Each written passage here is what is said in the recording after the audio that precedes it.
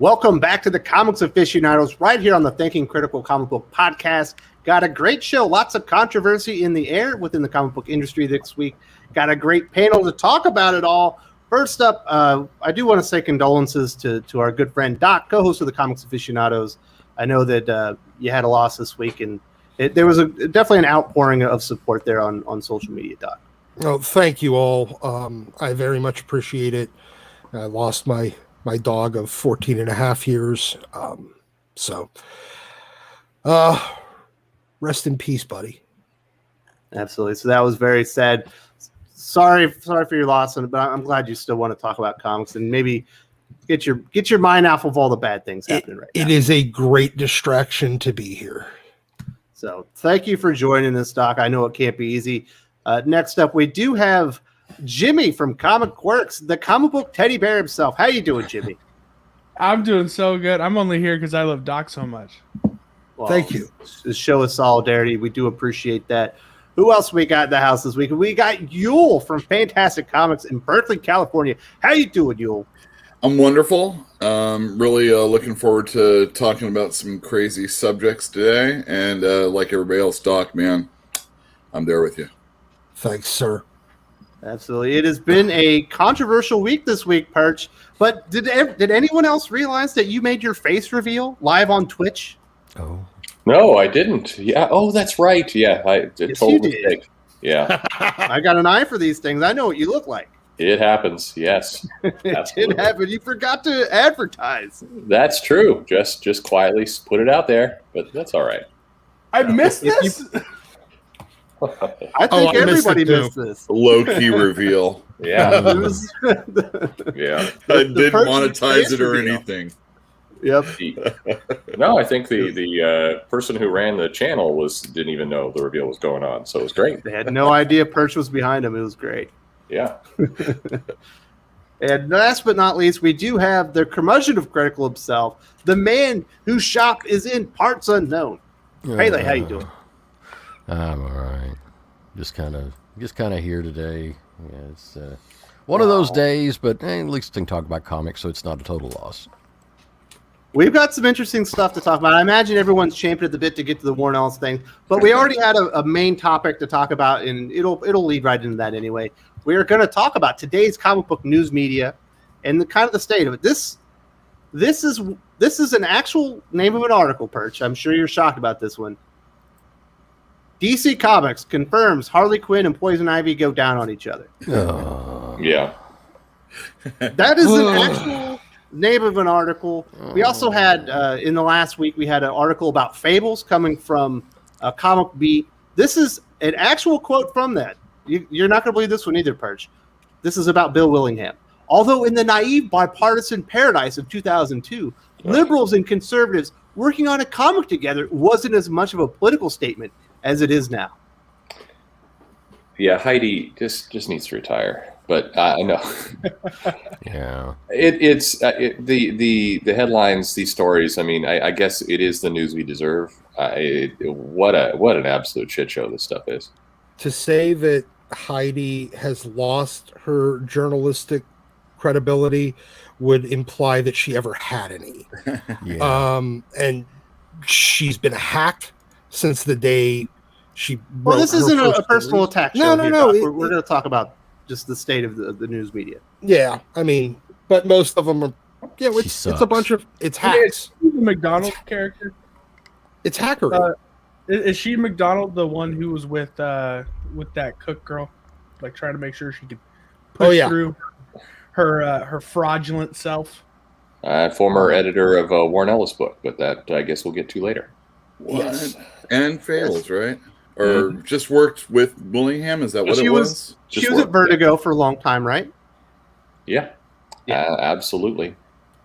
Crazy stuff. So we do have somebody return to the channel, Kenneth Dowling. We hope that you had a wonderful time at your wedding last weekend. We missed you. Thank you for supporting the channel. Hello, guys. Missed you last week. Hope you all have been good. My sincere condolences to you, Doc. Thank you. Thank you very much. Thank you very much for returning. And we definitely noticed that you were gone, Kenneth. Also, we've got Lane Kramer. Before the muck, DC Black Label as creator, customer, retailer. Which character would you like to see that fits the original premise. Who do you want to see on Black Label there, Jimmy? I have no idea. Probably Batman? Isn't Black Label just Batman label at this point? I would Batman. want to see like a good Garth Ennis return to Constantine. There you go. We've seen a little bit of Constantine. I think Tom Taylor did some work there. So Black Label feels like it's coming back a little bit. Thank you so much for the support of the channel there, Layden Kramer. Now, Jimmy, you were younger than the most of us, correct? Yeah. I believe so. Do you even remember a time when there was good comic book news media? It's just been clickbait and shill product placements for quite a while. I can't think, because I haven't really been into the news except for like the last couple of years. But I would argue Wizard was before you were born, wasn't it? Yeah, that was before me. Gosh. That ended like in '98, didn't it? Yeah. No, Yeah, it survived into the it continued. 2000s. I mean, it that's continued as a Yeah. weak damaged product, but yeah, it went into like 2006, I think. Yeah, mid Oh 2000s. wow. Okay, I was way off. Yeah. So I I guess I stopped was caring wrong. when they stopped carrying the price guide. But yeah, it was.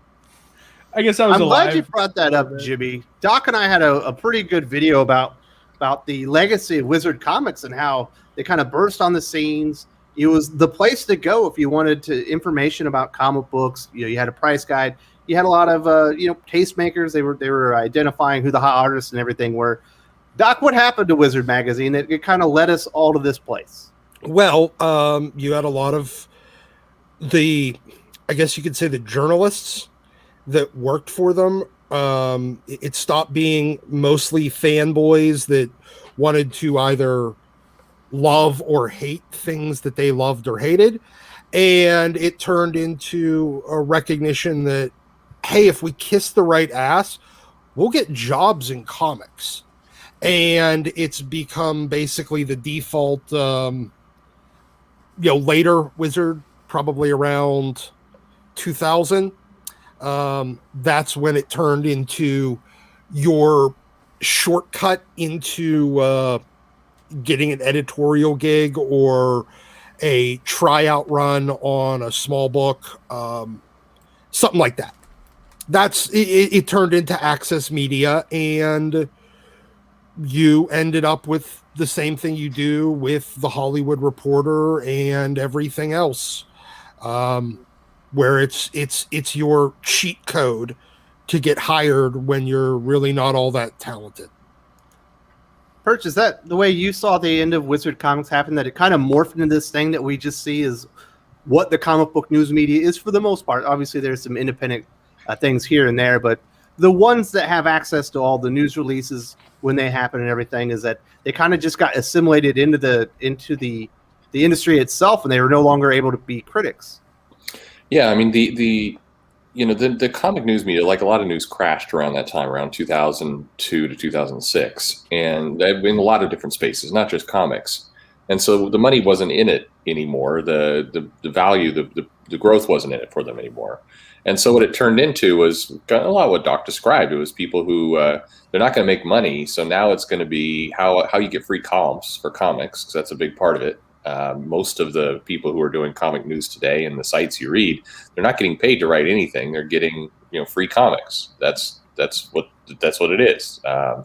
In many cases, they might get a free pass to the New York City Comic Con to cover it, but they have to pay for their own travel. That's it. And so you're going to get lower quality. So the other thing that people get, like I said, is just this is. You get in good, you give editors good reviews to their comics, and then that's how you sneak into the industry. And that couldn't be much farther off from what Wizard originally was, which was a marketing tool, but it still was trying to make money on itself. But even more than that, and the old guys will all remember this, the Comic Buyer's Guide was an actual legitimate great resource for a long time. You had news there, you had real columns, you had discussions on tracing versus art and inking, and I mean that. Once upon a time, we had, I'd say, comics, some of the best news. Yeah. I mean, even things like the free giveaway comic shop news, the one that was the newspaper, but folded up the size of a comic book. Yeah, yeah. Even that. I mean, yeah, it sold advertising space, but it was legitimate media, objective media that was there to tell you the news and tell you what is actually going on, not fillet their way into a job elsewhere. Yeah, it was very different, and it was solid. But I think at the core it comes down to to money. At the end of the day, there's not money to do it, so you're going to get lower quality people, frankly, who are doing it for free, and you're going to get people who are using it as a backdoor into the industry. And frankly, the fact that it is a backdoor into the industry is a secondary, maybe bigger problem, because that's also why we had some of the other headlines I'm sure we're going to talk about this today.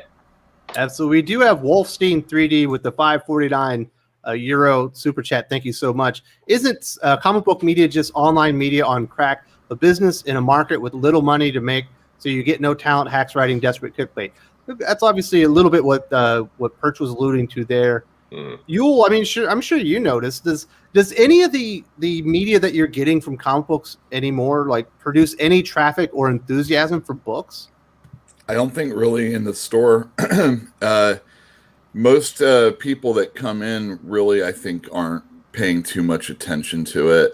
I try and let people know that come in the store, we're on all the social media, Fantastic Comics is on Twitter and Instagram and stuff like that. Not a shill, by the way. But a lot of them just aren't on all of them. And I would really like to focus them on one if possible. But, you got your Facebook and TikTok and all that other stuff. And I'm not doing it all. So I want to see the Fantastic Comics TikTok. Yeah, 30-second increments of just blasts on comic books.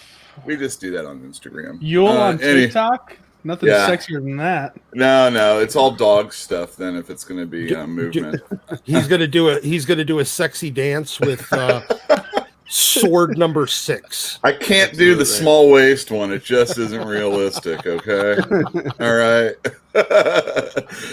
As far as the news though, and the online sites and stuff, I don't think a lot of people are really paying too much attention to it. There will be things that get out, but it's not like all of it we here at the show are talking about. It's just little dribs and drabs that they'll get, and more often than not, they don't know that Moon Knight's coming out, even though I have a previews right in front of them at the counter. Nobody pays attention to this. I'm curious, Uel and Pele. So when people come into the shop and they talk about the news they're reading, very rarely would they mention Newsrom or CBR or Bleeding Cool. They would mention Fresh Comics, and I was always confused by that. Fresh Comics is just a listing of the comics coming out. So what I took away from that was most of the customers that are actually coming into the store, the news that they're searching out, because there isn't any that's meeting their standard, they're just looking for good lists of what's going to be in the shop that week. Raw data. Citations. That's it. Mm-hmm. Yeah, I think that's true.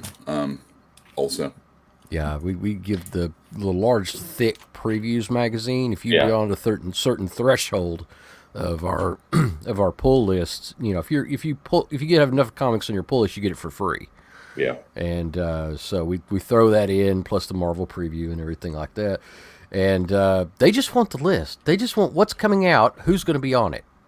Yeah, it was like the only thing, back in the day outside of Wizard, even in the early 2000s when media was, new online media was still a little bit objective. I didn't really seek out the media on it. I would just look at Diamond's, that PDF of it was basically a text document. It was like a .txt file that you could download that would just tell me what comics were coming out this week, and then I have to scan my way through it and figure out which ones were reprints, which things were random t-shirts, and what were actual comics. And that's all I did. I did that on Wednesday morning, and then went to the shop Wednesday afternoon.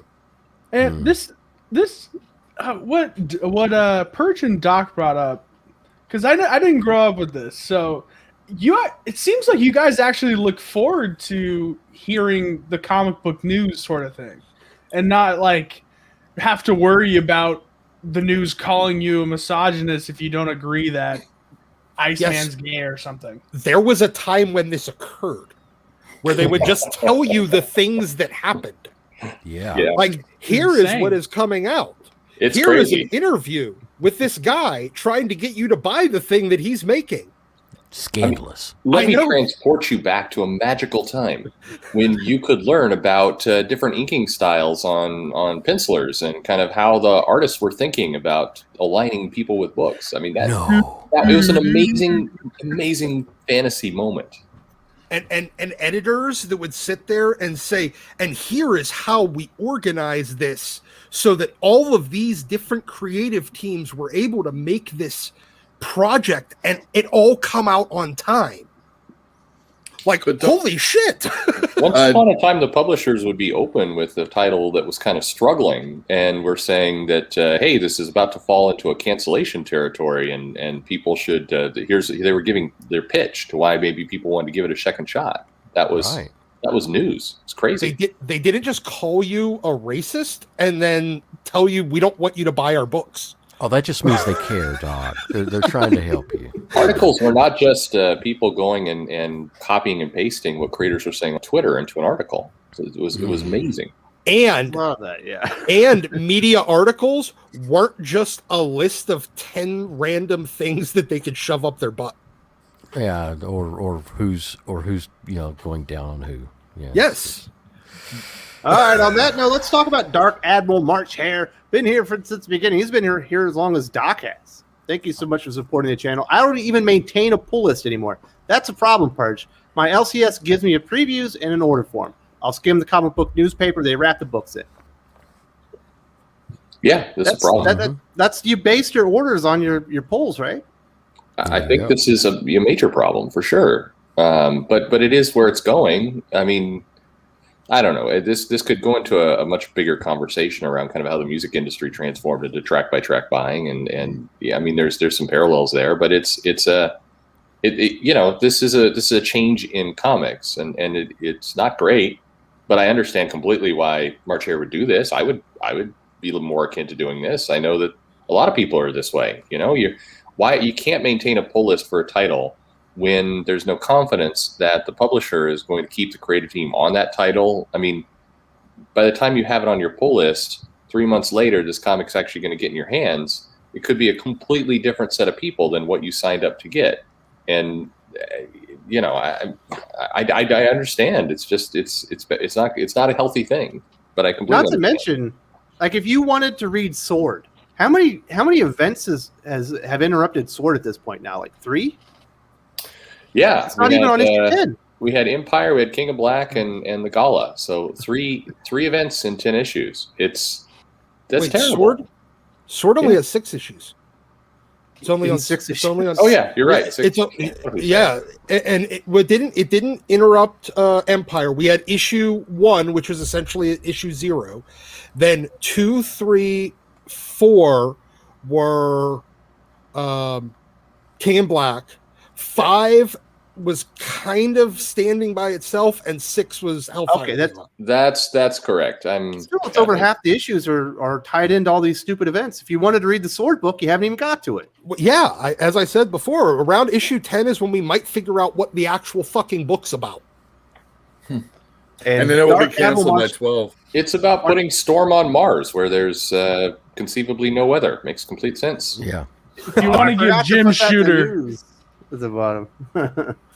But March Hare says, you nailed it. That's why I gave up. You can't predict who's going to be on the comic book. You don't even know, if the comic's going to even continue with the creative team. That's insanity. There's no expectation. Oh wait, bluntly, it's a lot of customers have moved to the place where they're confident they can get the title. So if it does become hot, they don't need to reserve it. They're confident they can find it somewhere. And I mean, great. That's good. I like the accessibility to customers. That's nice. But in a world where you're bouncing creators around, you don't have no consistency, and there's you can get the comic wherever you want it. Why have a pull list? Yeah. Oh wait, Absolutely. I forgot Sword's about to go into being tied into the last Annihilation event. That's right. Yeah. If you want to make Jim Shooter, delayed because of the pandemic. That's why I thought it tied into him. if you want to make Jim Shooter have a heart attack, just show him the run of Sword. He would die.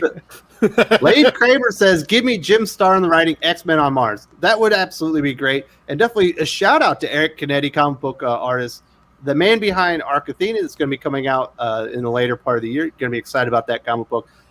Glad to see you here, Eric. Now, getting back to just to the comic news media, if you go to like a Screen Rant, you always see these stupid articles. This is the dumbest one I saw this week, and this is all done on purpose. The reason they wrote this was to get people annoyed enough to click on it. Captain Marvel is stronger than Aquaman, even underwater. That doesn't make sense. They don't even fight against each other. They're both heroes. I gotta click on that and see what it's all about. No, I think wait, that probably checks out because we've seen Shazam and Aquaman team up at certain points, right? Yeah, That's what they're talking about for sure, right? Yeah. That's it's Captain Shazam. Marvel. Oh, okay. Yeah. Shazam. If she's not stronger than like Spider-Man, there's no way she's beating Aquaman. Well, she should be stronger than Spidey, though. It would that wouldn't make any sense the other way because they're not in this. They're both fictional characters who aren't in the same universe. You idiots. Right. Here and I think this brings up another problem. You know when it started getting bad? When it started getting really bad is when companies that are media outlets that aren't comics media, that were Hollywood media, started covering comics. Well, and now it's those websites are covering Hollywood media also. So they've all become the same thing. Yeah, and they're all lame because anytime someone from outside is writing about comics, you get shit like that. And then anytime someone from comics is writing about Hollywood, it's just whatever Screen Rant's putting out, and it's just, I need my one-shop information site that tells me it just the way I want it. And unfortunately, that's not out there. And even if it was, it probably sucks. I mean, you got Screen Rant, Hollywood Reporter, CBR stopped being comic book resources. Well, I think anybody that was accepting of IGN's reviews, way back when, was fooling themselves. And then we saw all that other gamer stuff, and it's just ridiculous. I mean, they spread themselves too thin, and it's not good. Think about it, though. Hear me out, guys. This sounds made up, but it's real. We have bleedingcool.com, bleedingfool.com, comicbook.com, cosmicbook.com. Like, they're just copying exactly everything. This just sounds like made up at this point. And comicbook.com is owned by CBS or something like that. So it's big corporations involved in some of these really small companies or these small sites also. I do have to chime in and say Darth Bobcat's Shazakwaman has potential. Come on, Ben, let's do it. Shazakwaman. I think I hear a Perch and Joe bad comic book pitches ideas. Absolutely, yeah. You know what though? Coming next week. Jimmy, to your point, the spoof versions of all those websites are actually better content and more objective journalism, which is the terrible part. When we were prepping, I was prepping last night to be on here for some of the links.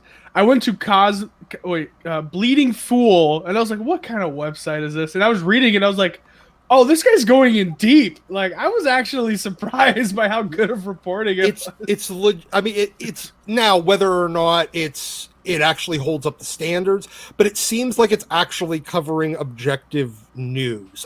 I don't know whether or not any of it's true, but whatever. Well, bounding into comics is really good. Yeah, but but they're excoriated because they're good. So bounding, I mean. To be honest, CBR, Bleeding Cool, Bounding. It's clear that there's a political leaning behind each of these, and if it lines up with yours, then you tend to like it more. And so in that respect, there's something for everybody. But none of these are kind of the news we had 20 years ago. No, none of them are. And that would be nice if that would happen. But not only that, but Bleeding Cool has found itself, or Bounding has found itself, kind of talking about everything other than comics also. Yeah. So that's now we're right back to it, again. Speaking of, just get the second topic, Amber Heard and Star Wars. Yeah, Amber Heard. Give me a break. Yeah. You guys ever use comic book Roundup? Yeah. It's like Rotten Tomatoes, but for comic books. It's an amalgamation of all the reviews. And that'll give you an idea of everything wrong with comic books. You'll have the worst comic. In certain sites, they won't rate any comic less than like 8 out of 10. Like, there's no way anyone thinks this Bendis Checkmate comic, is a perfect. But like the comic could be somebody that actually like defecated in their hand, just wiped it on paper, and then they printed it the same way. And they'd be like, 8 out of 10. I'm like, it stinks up your entire house. How are you even giving this any? If Gabby Rivera's America Chavez isn't a 10 out of 10, we should all riot. Well, you got a point there. Yeah, there is a certain special thing about that.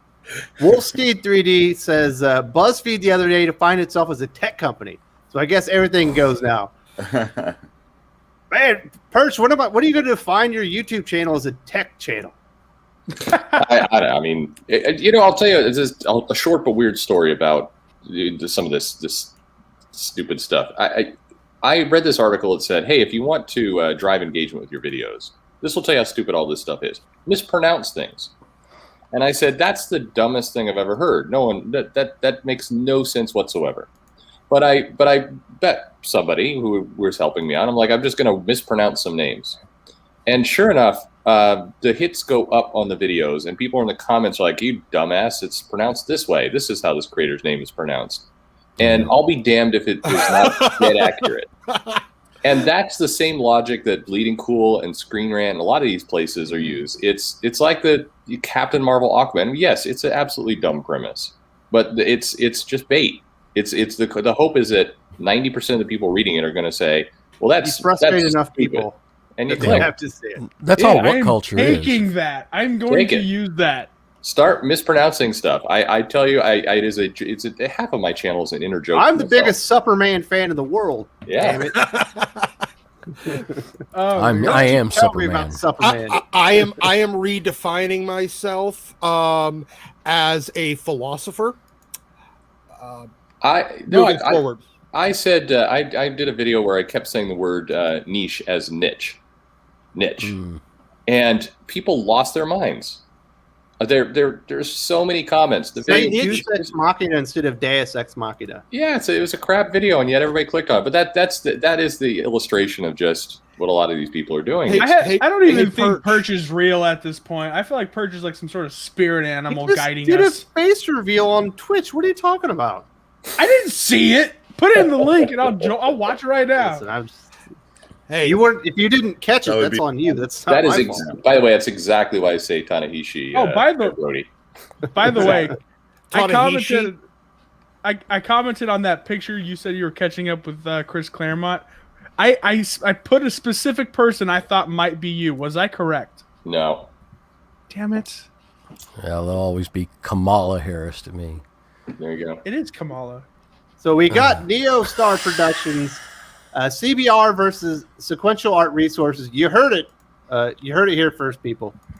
Oh, that's what we got to name it. Sequential Art Resources. SAR. Beautiful. we could be the SARS website. Yeah. We've got Chris from Comics Exposed. We all know that Heidi McDonald's The Beat is the purest form of unbiased comic news out there. It's crazy what that site has devolved into. Like, yes, it is. Yeah. That attack on Bill Willingham was so strange. Again, and not only that, I mean, personal.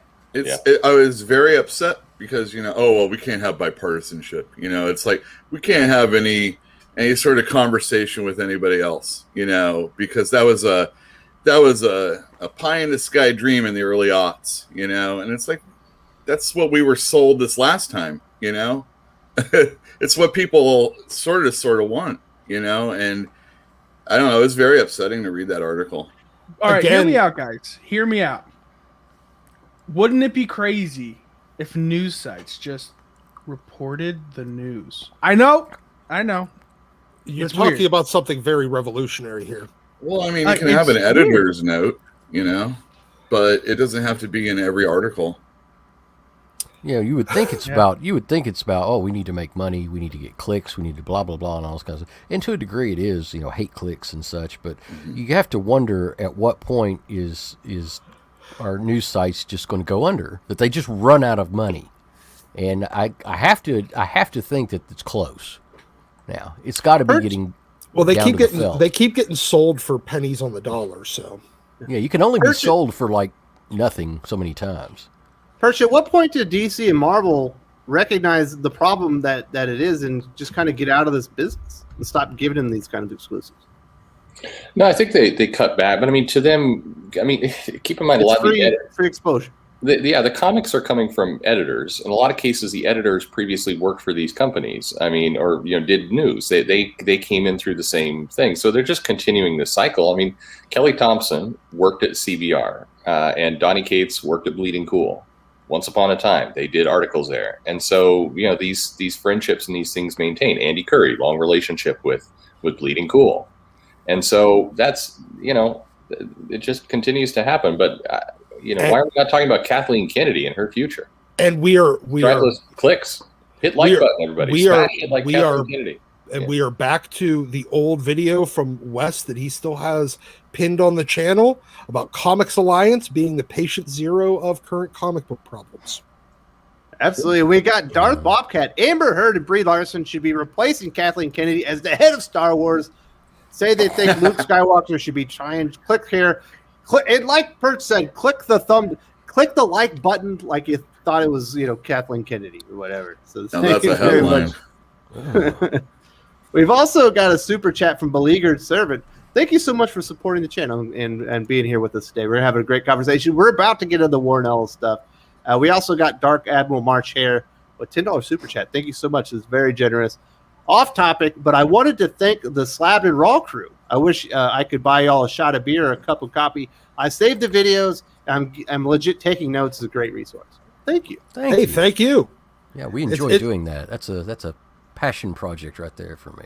It's a very fun program to work on. I'm just there to ask the dumbest questions possible for people that might not be longtime creators or collectors like Pele and Uel and Doc. So if you ever go like, well, I'm glad Wes asked a question I was thinking about, it's like, I'm glad you're there too.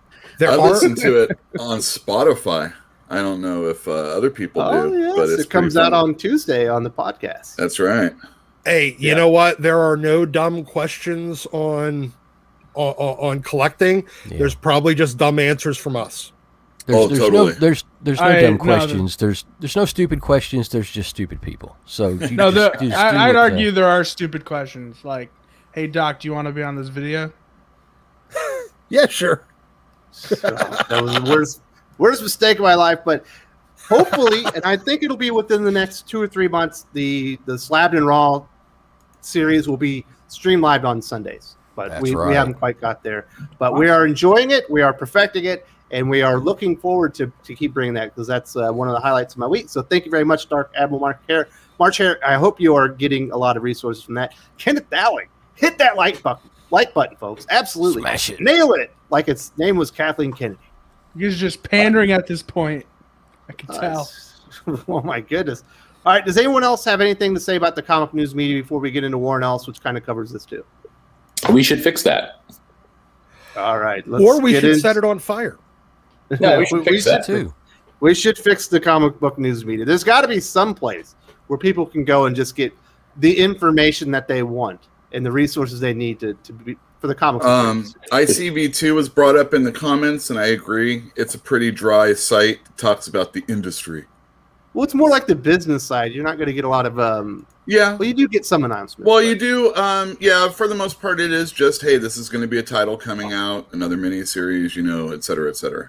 Sadly, I think, honestly, I really do believe that most of comic journalism in the more classic sense, especially when it comes to interviews and conversations, is really being done by people like you, Wes, and you, Perch, and doing it on YouTube where you're having conversations with creators about their process and what inspires them and all that stuff. Jimmy does on Comic Quirks. He has the best interviews on YouTube for comic books.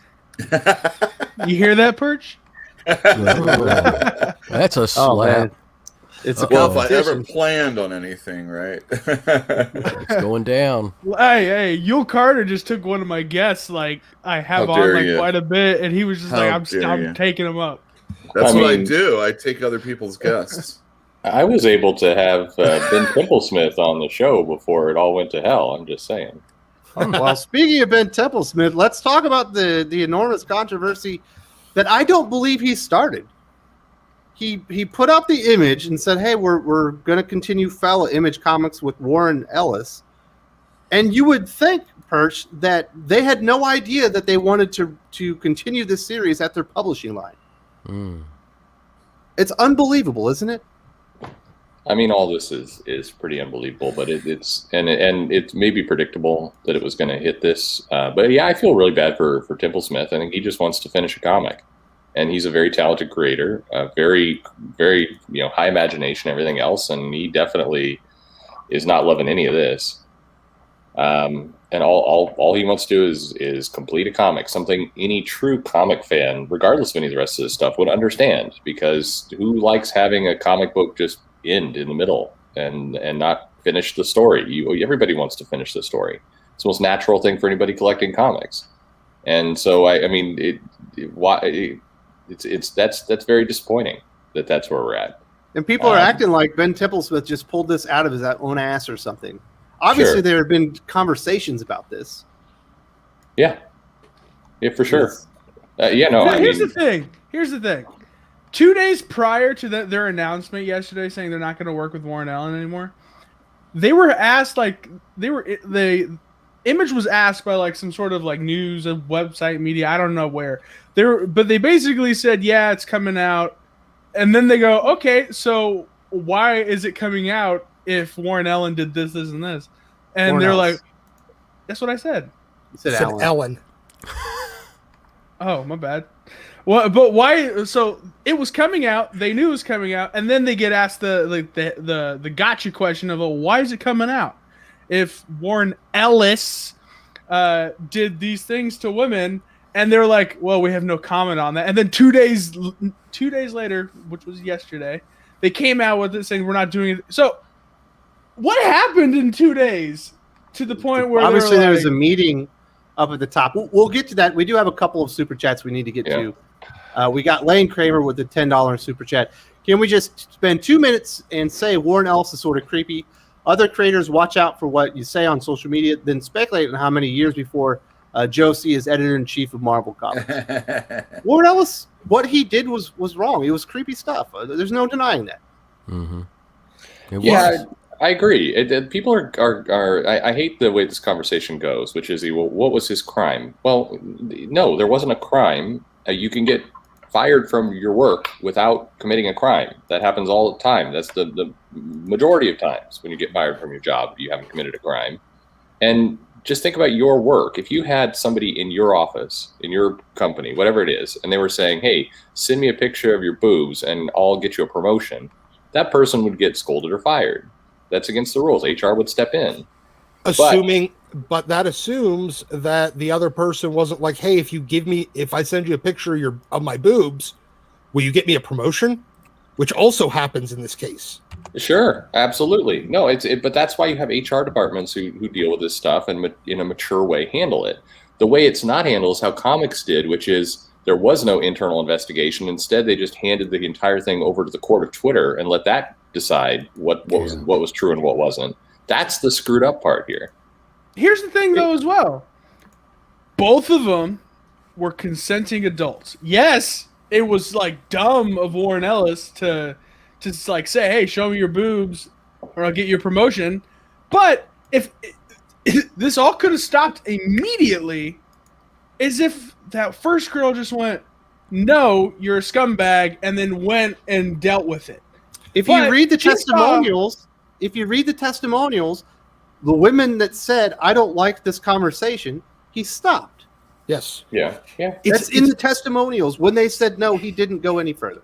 But this is exact. Again, everybody think about your company. If this situation was going on, But this isn't in a workspace. This is happening at hotel rooms and on at conventions. Sure. It's not in an office. It's weird. Any normal. Oh, don't get us wrong. It's fucked up. Any normal situation somebody would come in and say, "Hey, buddy," behind closed doors, again, not on the public forum of Twitter, would say, "Cut this out. You're not going to work for our company anymore. As an independent contractor, we don't want you linked to this kind of stuff. Stop it."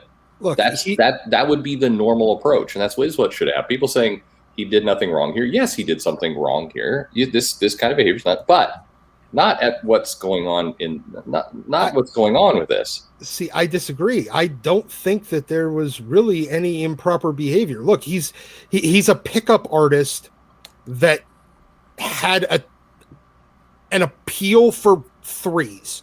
So, and threes that were also his groupies.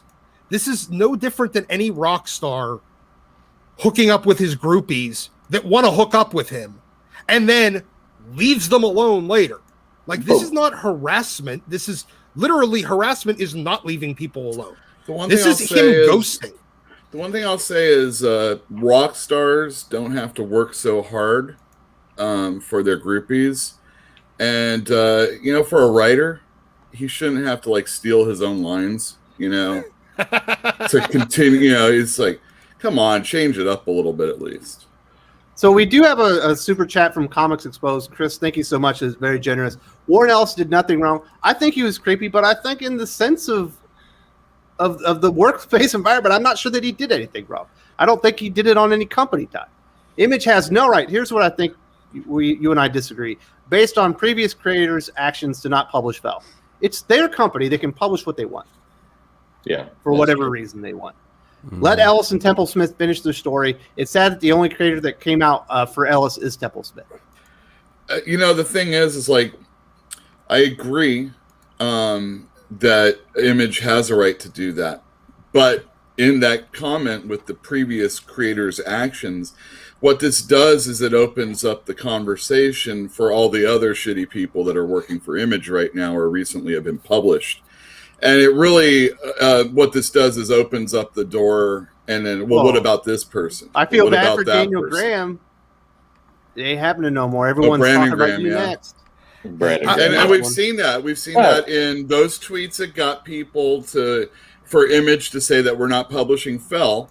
In those tweets or farther on down from either another person or Dan Slott's alt account or whoever it is, they do mention Brandon Graham. They do mention other people. And I mean, it's Rock Up Church is exactly Rock Up Church. And I last night on your show, Perch, I forgot he did do a book recently. Yeah, but but keep in mind, we can disagree. And in the comments, there's a lot of people, and I've seen the videos of did he do something wrong? He didn't do something wrong. He did do something wrong. Whatever. Everybody can have their own opinion, but I think the one part I feel like that's a distraction here because again, whether you're an employee, an independent contractor, whatever happens to be in your company, if you went out and did stuff on your time or not on your time, and you're inferring that somebody could get a job or you would help them out, and we're almost arguing about the wrong thing. Because right now in comics, there's a ton of girlfriends and wives and husbands and people, exes that are working in comics. This is this nepotism of getting people a job for various reasons is the problem, and it's widespread. And that combined with the other piece is this should be handled at the company level. I think hopefully we can all agree on that. My hugest problem with this is that Twitter statement should not be from court. Image was insane, Perch. Basically, we will no longer do business dealings until the people that are calling him the accuser and say that they're victims are satisfied with his discussion with them. And the thing is, what will satisfy them is him giving them his attention again. That's why you don't let the victim's family. I made a video last night. I made a video last night for that specific quote where it's like, until the people are satisfied. And I was just like, Alex DeCampi stated, only the people are Alex DeCampi. So it's a little bit crazy, but here's the question. Where's the line? Like, when does this stop? When is his sentence complete? Because last year he was canceled, and he had his two DC books canceled. He had his Fell was canceled, and another creator owned was canceled, and he was kicked off Castlevania. All in a span of he finished Castlevania season 4. Oh, they finished it? Okay, my bad. Yeah. But all that just gone. And now this is happening again. There's a lot of good chats here, and we should put one up because it's relating exactly what we're talking about. So I do want to say, Dart, what is a slab? That's when you get your comic book slab by CGC. There you go. It's when you get them graded. So there's a bunch up here, but cases. Yes, the people involved could have said no. Yes, these are all grown adults doing this stuff, and it does sound from all reports consensual. The key here is this isn't the one I was talking about. There's another one. Thank you, by the way, Comics Exposed. You're very generous this morning. We're where the rules are unexplained and inconsistent.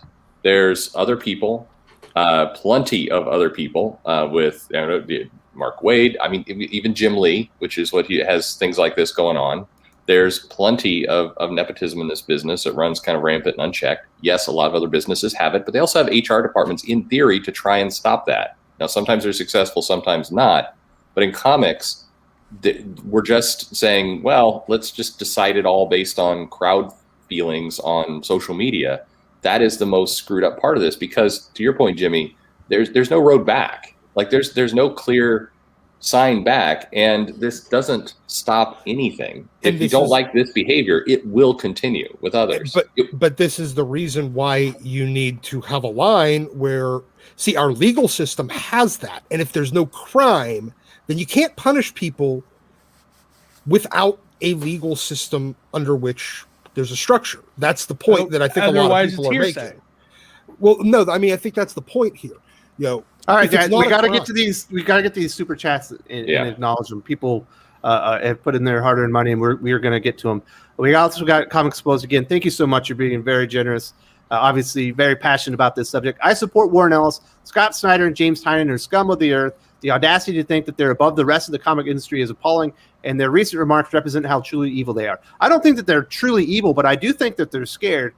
And in my opinion, because I didn't hear the tweets from Scott Snyder and James Tynion. They threw Warren Ellis under the bus. Yes, they did. And they're high-selling image creators, and because that's why scared. ultimately Image did what they did. Because they're scared. They're just as guilty as he is of doing things on their own time, and they want to waive their virtue so nobody looks under their sheets.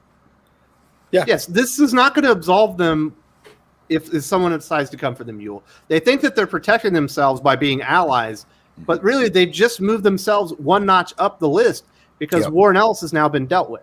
Yep. Mm-hmm. Exactly. That's how Me Too. That's how the whole Me Too. Warren Ellis will forever be better than James Tynion. Well, here's the only thing I'll say on this subject at this point. I'm just amused that most of the people trying to ruin Warren are the same people that Warren got into the fucking industry in the first place. So, hey, you inflicted them on us, and now they're inflicting you. So, fuck you. Fuck everybody. Well, I mean, it is where I have to squint a little bit because there's a lot of people going, he did nothing wrong. What did he do? Well, one thing he did back in the Warren Ellis forums is that he led a mob against Scott Lobdell for the exact same thing. And Ellis himself was cheerfully going along with this, soliciting people and being kind of creepy. I thought Lobdell was doing it at work on company time, though. But Warren Ellis was brought to these cons, and so was Lobdell. It was the same thing you're complaining about. Well, I don't think so, but not exactly the same. But I get your point. It is somewhat hypocritical there. He let a mob in a forum rather than working with the company. Yeah, there's a lot of hypocrisy going around. Oh well, yeah, and this is an exact case with Tynion and Snyder and Image Comics.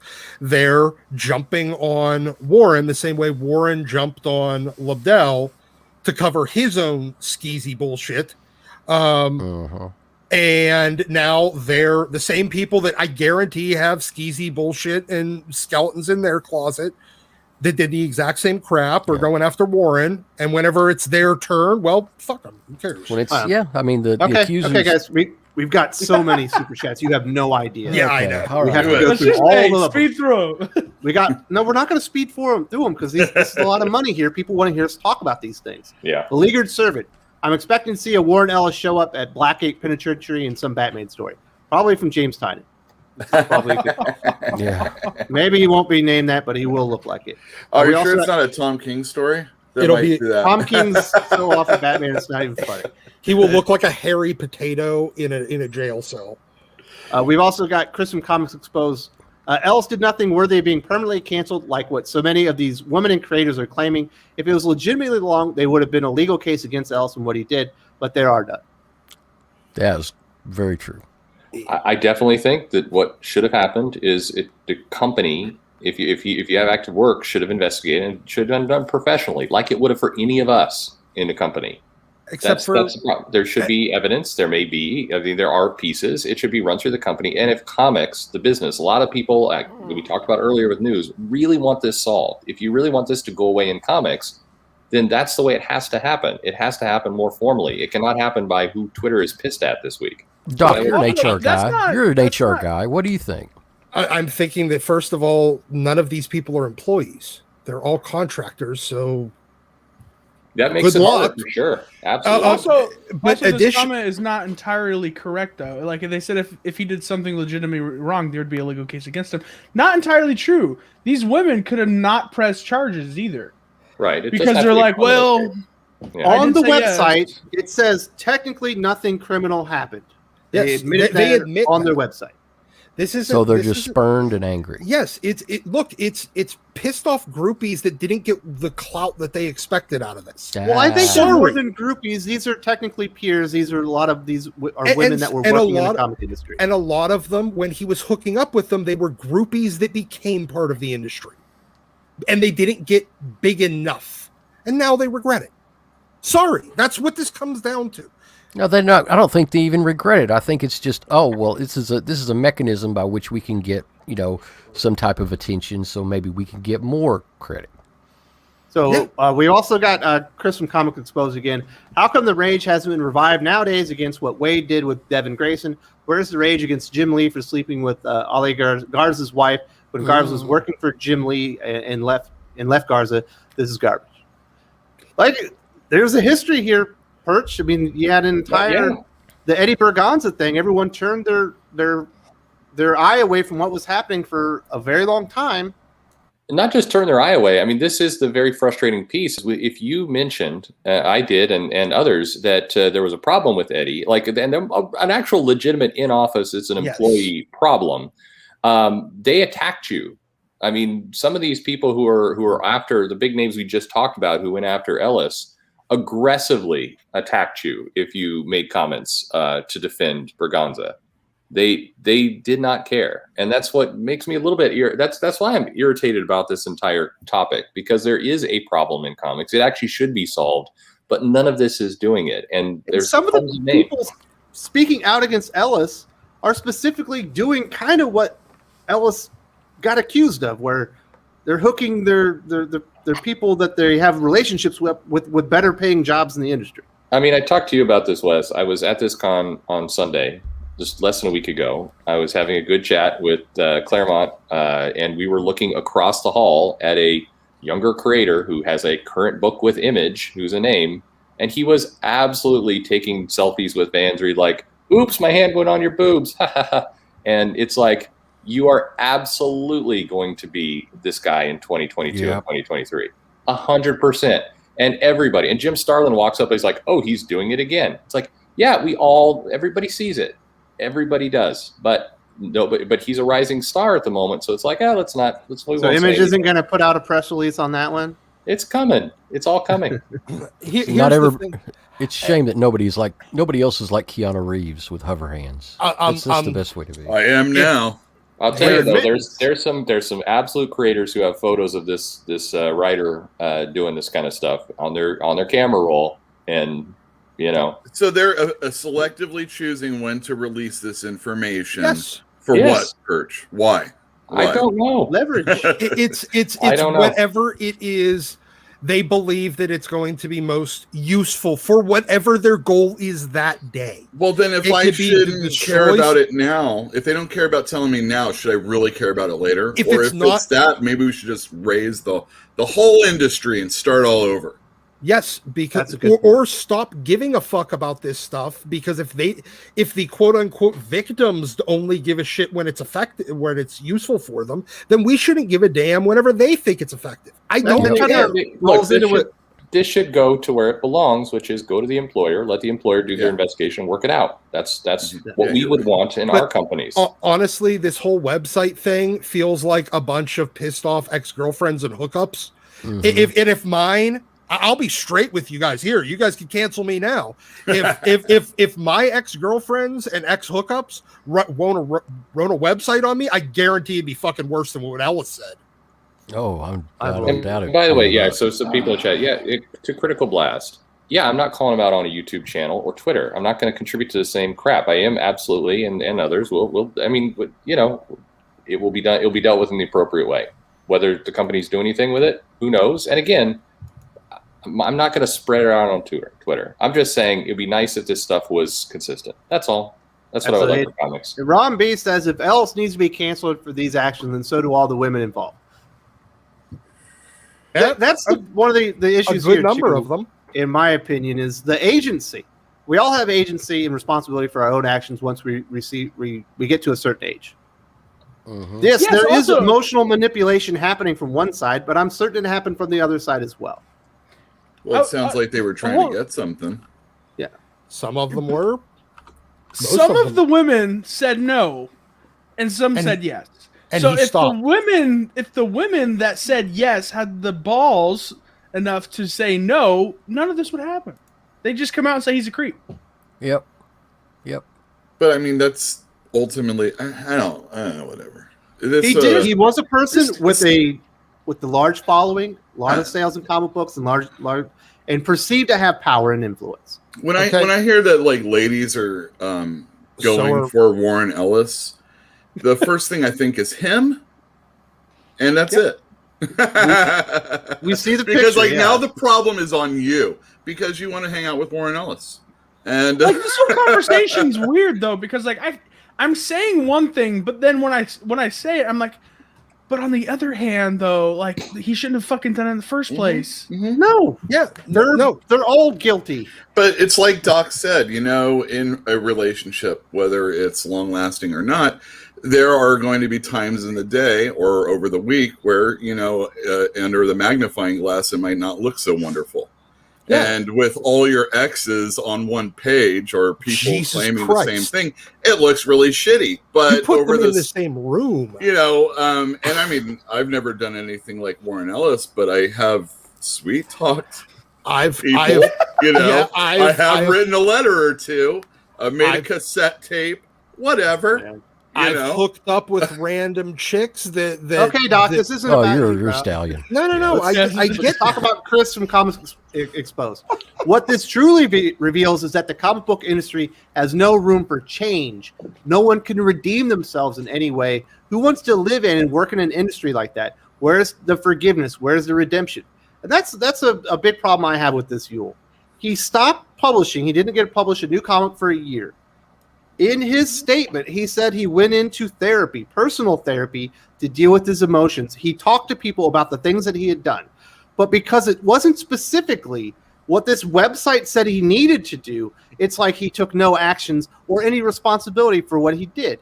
And from what we know, in the last 12 months, there are no reports that he has conducted any of this behavior again. Is there Right. any forgiveness? Can you redeem yourself? No. But this comment is more on the. I mean, this is on point in more than just this. The comic industry doesn't want to change. It doesn't want him to change. It doesn't want itself to change, because again, we've had a year now where a lot of this stuff came out, and other people came out. Cameron Stewart and others came out. Did the comic industry do anything to put different rules into their independent contract agreements? They had several months where they were publishing no comics. That could have been something that could have, dialed up the old Disney lawyers and gotten some things in there to say, hey, and could they have sent out a standards of conduct saying, which sounds stuffy and creepy, but frankly, a lot of creators would appreciate that. Things like, don't get hammered on your own with somebody from the opposite. I mean, just basic things. They could have done this. Instead, they did none of it. But then they want to sit back and then post like the statement that Image did saying, oh, we don't support this behavior. If you don't support it, then take even the most basic steps to stop it. So I do need to say this now. I can only go back in the chats to 1050. So if there was a super chat in between that last one, and then I'm sorry I missed it. Please put it in the comment section. I will try to find that later. There have been so many comments that it's left my chat. The next one we have Kenneth Allen. Keep it going, fellas. Thank you very much. The Pepper Talk. If there was cancel culture in the 90s, who's to say the mob wouldn't have canceled Todd for leaving Marvel? It's very sad seeing Image run by the mob. Well, they're not run by the mob, but they're certainly influenced by it. Yeah. Yeah, they did try to cancel those Image guys. There was one from Nola Nerd. It says Warren Ellis is a cocksmith, a pioneer. Yes. Assuming the women are being honest with the picture stuff, has proof come out that he said that in texts? Well, I mean, there's the testimonials. I don't think there's any like screen caps. Yeah, nothing so far as I'm aware. No, I mean he's copped to being this kind of scuzzy guy, and I mean that's why I wish people would like stop with it. He did nothing wrong. He thinks he did something wrong. It's fine. Well, no, he thinks he does something wrong because he's been told he did something wrong, and he knows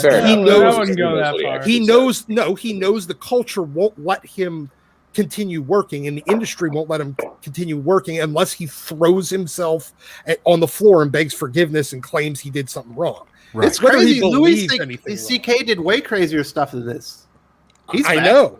Yeah, and like Warren Ellis, Louis C.K. got permission. You know, he asked, hey, can I do this in front of you? And let's not go into the details. I think everyone knows what Louis C.K. did. Of course, but I wasn't going to. But it's just the point. This is all still consensual behavior. He took a lot more time in between his projects, and he has a lot of people that will fight for him and buy his stuff. Also, and he also went for better than threes. Whatever. Comics Exposed. At this point, Ellis most likely has legal grounds to sue these people for libel and/or slander. Just their website alone, not including anything else that Ellis might actually have to prove that he did nothing wrong. Well, he's already copped up to what he did, and then I know, but testimonials. You know what? Really libel or slander unless what they said was a lie. Yeah, you're right. No, you're right. Exactly. If it was a lie and he said no. He said, no, I didn't do this, then he had a case. But he already came out and said, you know what? Yeah, I'm sorry. I'm kind of a creep. I did something like this. So the lawyers he's suing would just be like, he said it. He did it. It's not libel. Well, I think what it does come down to, though, is this is essentially blackmail without a payment request. There's no clear payment. There's it's career hostage taking is what it is.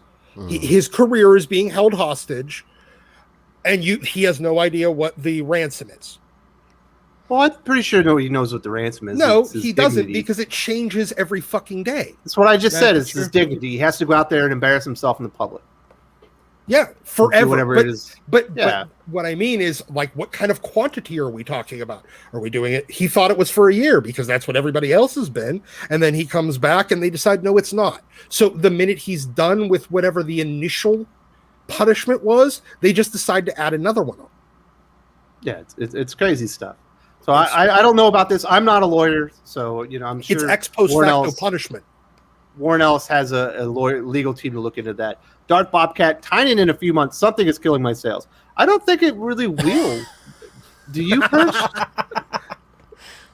I mean, I think that the sales are going to drop. I don't think it'll be because of this. I think because, again, and nobody loves to, I'll be the unpopular guy again in the chat. I mean, we have plenty of evidence now to suggest that 5% or less of all stuff we're talking about, stuff on Twitter is the comic buying audience anyway, and the sales are dropping just through natural attrition and going back to the wealth, the same with the same thing over and over and over. That's going to kill the sales, frankly, more than this. Do I wish there was probably more consequence for people acting like douches on social media? Sure, but unfortunately, fortunately or unfortunately, so you said there's less than 5%, right? Yeah, that's what it looks Okay, like. Yeah. So why is Image Comics worried about the 5%? Because they're worried about their creators. They're I think they got pressure from the big creators. Yeah, this is all about It's about money. This is literally all about money. Right? Yeah, of course. Well, why should they care about the clout? It's because their money is being obtained by a couple creators who took a hard stance against it and would be based on the Image contract could just take their book and take it elsewhere. Well, talking about that, we got Kenneth Dowling with the $10 super chat. I could be off base here, but in the case of Snyder and Tynan, this is an example of an overaction to cancel culture, and people are eating each other so they don't get burned either. Exactly what it is. Cannibalism before arson.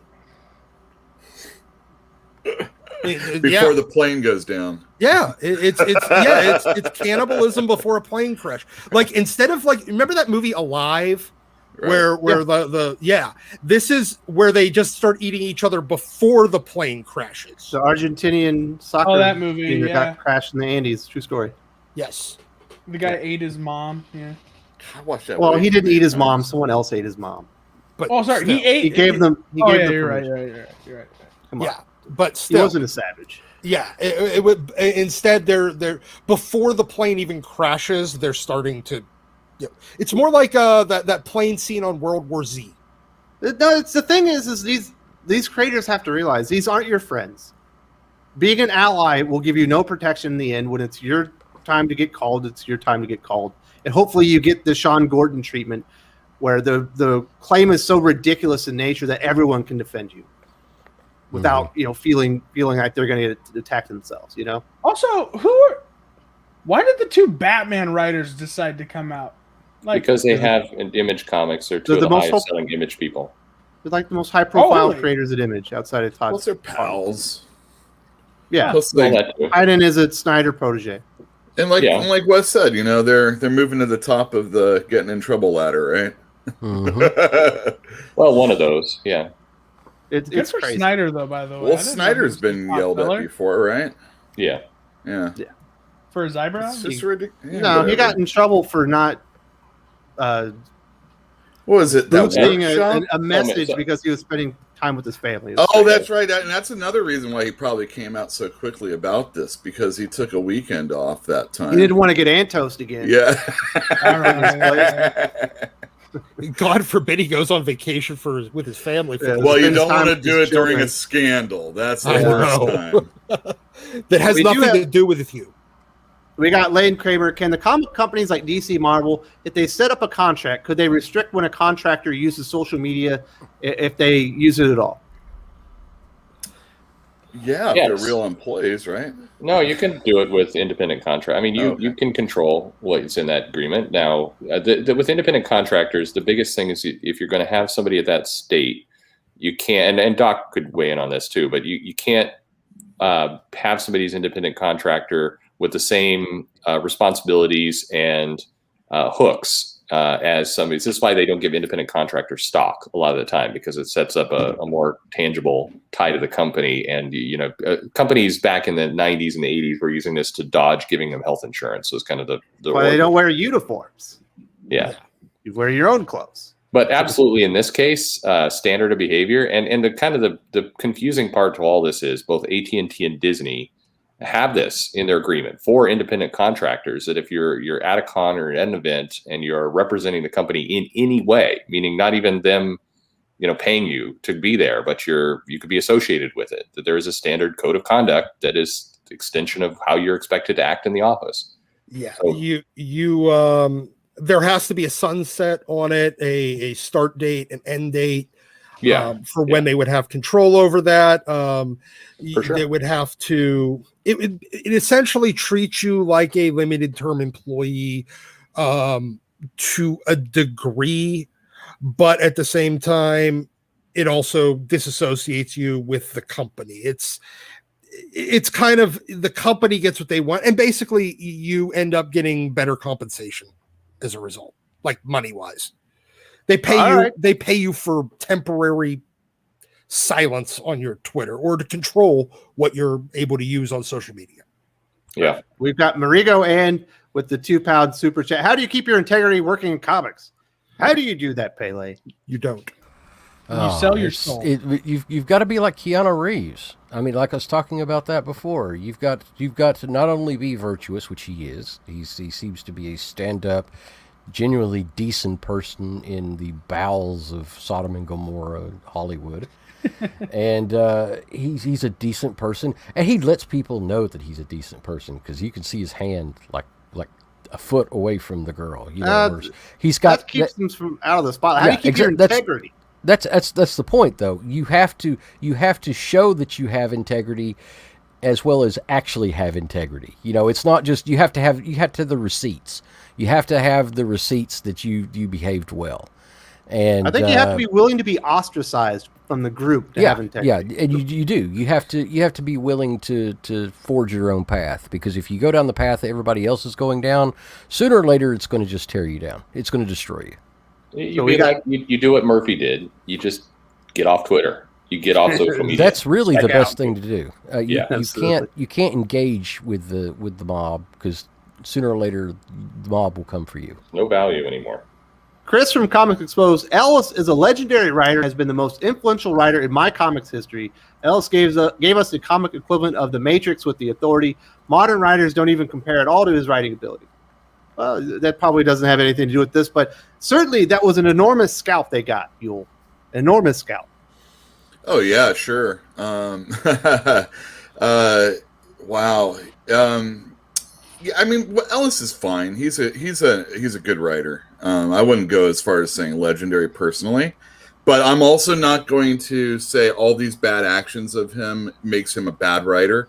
I've seen a lot of that. You see a lot of that anyway. Oh, I never liked this person. Oh, that's not the good brother. You know, all that other stuff about people when they don't like him after the fact. Forgetting the fact that you read every authority and every planetary and all that other stuff. Ellis is good. Not always been my favorite. Kind of like lower tier on the British invasion writers. But again, not Cy Spurrier low. Sorry, man, you're about to get hammered by Doc. Thankfully, he's not here. Sorry. And it's always the British. It's always the guys with the British accent are the ones that are just hooking the tail, because it's American girls are just so easy. Like that. Man, Leo says you're wrong. You know what I'm saying? Who's what? Leonardo DiCaprio says you're wrong. No, I'm not just saying it takes one. I'm just saying that it doesn't hurt. It is like really, it's catnip to American girls. I think just Americans in general, a lot of times they like that British accent, boys or girls. It doesn't really matter. All right, this has definitely gone off course. Wolfstein 3D with the €5.49 super chat. The ransom seems clear to me. Going forward, stay in line. We define, support our stances whenever necessary, and we put your career on rest for good. That sounds about right. Well, you know, we got to move the old timers out anyway. If it's not this, it's something else. So get out of here, guys. Antonio Rashillo. Ellis didn't do anything different than any man or woman dating on Tinder. The difference is almost all these women technically were peers, or a lot of them were. And you wouldn't, like, if you saw your coworker on Tinder, for the most part, you would probably stay away from them. I thought these chicks were like mostly wanted to be peers. They wanted to be peers, but weren't yet. Yeah, they were early. They were looking for a mentor. Yeah, they weren't looking probably for a hookup. No, Wes is correct. If you worked in a company and somebody kind of wanted to come in and work in your company, and you came across them on Tinder, you would move on to the next one, and send somebody who wasn't trying to get into your company a picture of your dick. I don't know. I think the thing is that like this, like Tinder, having people writing emails and getting in correspondence with you so many ways, or so many people at the same time, is not something I personally do. So it's kind of like a world that's foreign to me, and I can only give my own, perspective onto what was going on, and I wasn't there. So ultimately, let's just get over it. And I have seen people in chat say that. You'll see in about a year or two when Marvel and DC start doing very bad numbers here soon. They're gonna come crawling to Warren Ellis and be like, "We forgive you. Do a book for us because you sell."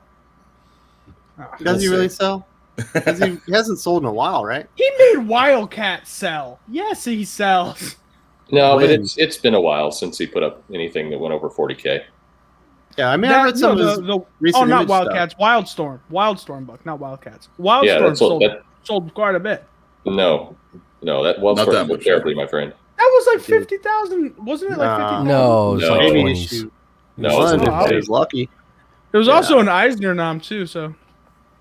Leave you with if you collect 5 of those, you can get a book. Eisner noms don't pay the bills. You know what I'm saying? You mean the white Geisners? I saw that too. That was in this whole thing. White Geisners. 100% agree with Pele on Keanu Reeves, especially dealing with hypocritical Hollywood. And FYI, I'm also an actor. I know. There you go. Congratulations, kid, Dallas. Yeah, he's got that Hollywood money. Yeah, I love that. No, Man. it's Thank all you. coming clear now. And you know what, though? The one thing that I did see about the one comment that I did want to respond to was, it's kind of like Tinder. What actually kind of is for the there's a Tinder-like app that a lot of Hollywood uses and like famous people. And you end up with a lot of actors and politicians and big like business and a lot of just really hot women. Yep. And most of them are just dating to try to get some clout, get some popularity, grow their influence. It's a bunch of you probably shouldn't be looking to Hollywood for norms in whatever space that you're at. I'm not, but at the same time, it's the same fucking culture because it's a lot of it, but on a micro level. Comics is the same way, and it really has been for a long time. Look at Neil Gaiman. Good Lord. What? Where'd that come from? Oh my! Neil Gaiman. A lot of stories. Oh, Neil has so many stories. Yeah. Dude is like a legend. Well, what about like Elizabeth Taylor? Was she like canceled this bad? I mean, she was marrying and breaking up marriages all over the place, but people loved her until the end. Right? But she did. She was a cliche. She was. I mean, all right, guys, we really do have to kind of let's Sorry, go. buddy. Yeah. That's okay. We got Comics Exposed again. Thank you so much. I know that you're obviously very passionate about this and frustrated, and thank you for getting out. And I do appreciate you supporting the channel. I don't remember this stuff happening with CrossGen. Maybe Alessi did some things right. People showed up to work. Books came out on time. Creators did awesome work. Am I wrong? And Mark Waid got banned from the building.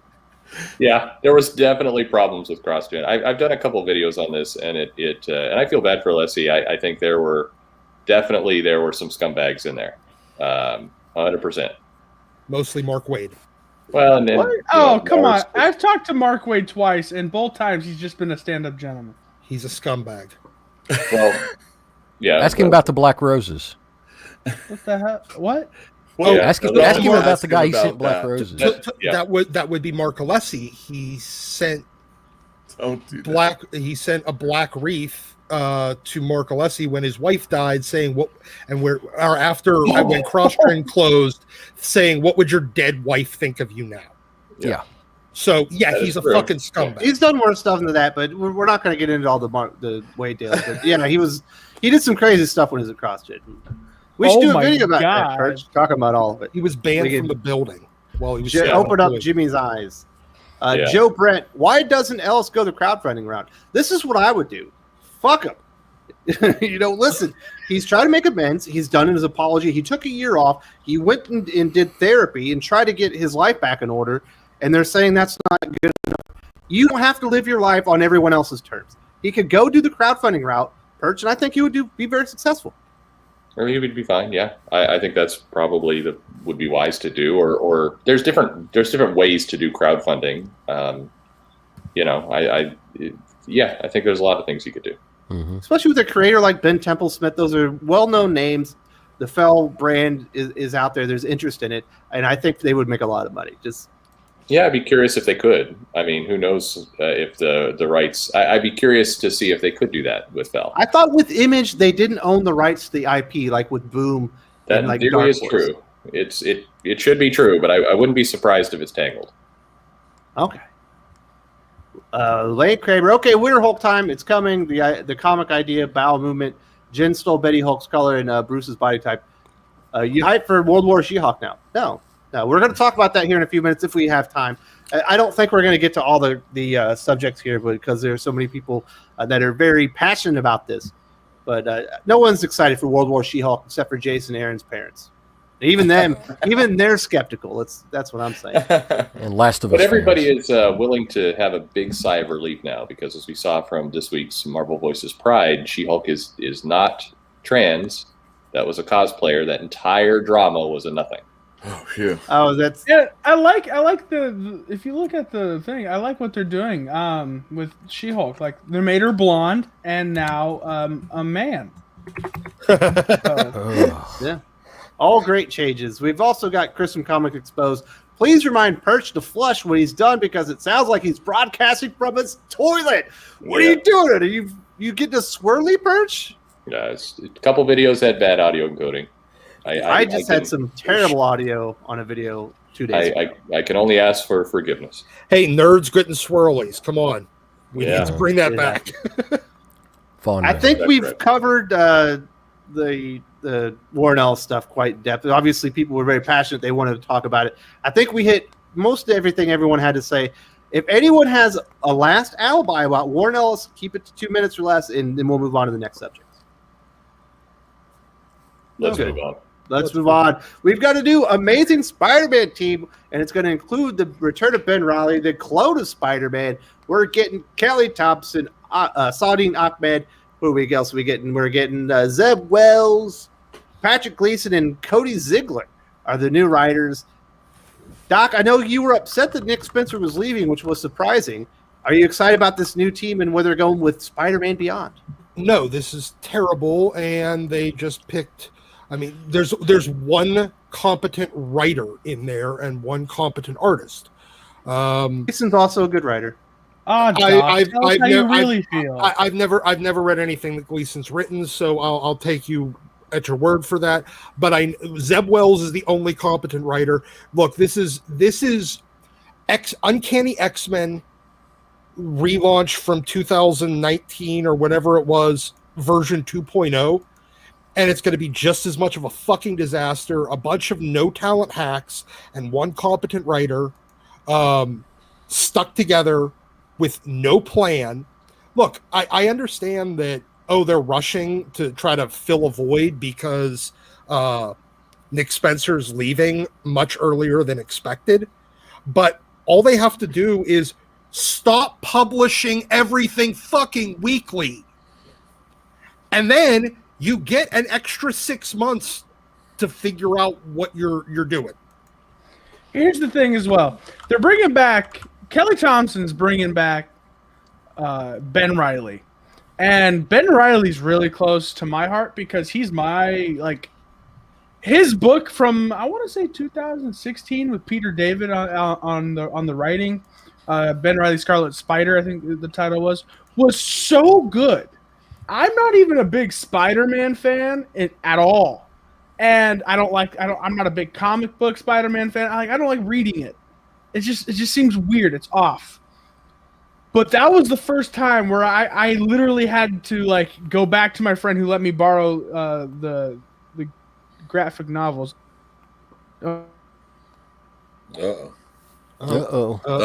Looks like. Well, I personally am not a fan of Ben Reilly, let me tell you. Because that was a bad time for Spider-Man back when it started off. But Kelly Thompson, she's done some okay things. I'm talking over you now. I liked her Mr. and Mrs. X, and I think she might be able to do a good job on Spider-Man. Zeb Wells, obviously. But I'm really not into the whole... One More Day or whatever the hell that was, or Brand New Day. A bunch of people have it come out weekly. I think that's the last thing we really need is a weekly comic book again. Yeah, Sorry. I mean, Look, Zeb Wells is the competent writer that I'm talking about there. Mhm. Everyone else are a bunch of hacks or nothings. Patrick Gleason's actually really good. Again, I'll take your word for it as a writer. I like his art, but Yeah, I like his art. never read Check out- anything that he's written. Have you read the Rebirth Superman? No, it's Oh, DC. check that out. My answer, Oh my if God. it's DC, my answer is probably no.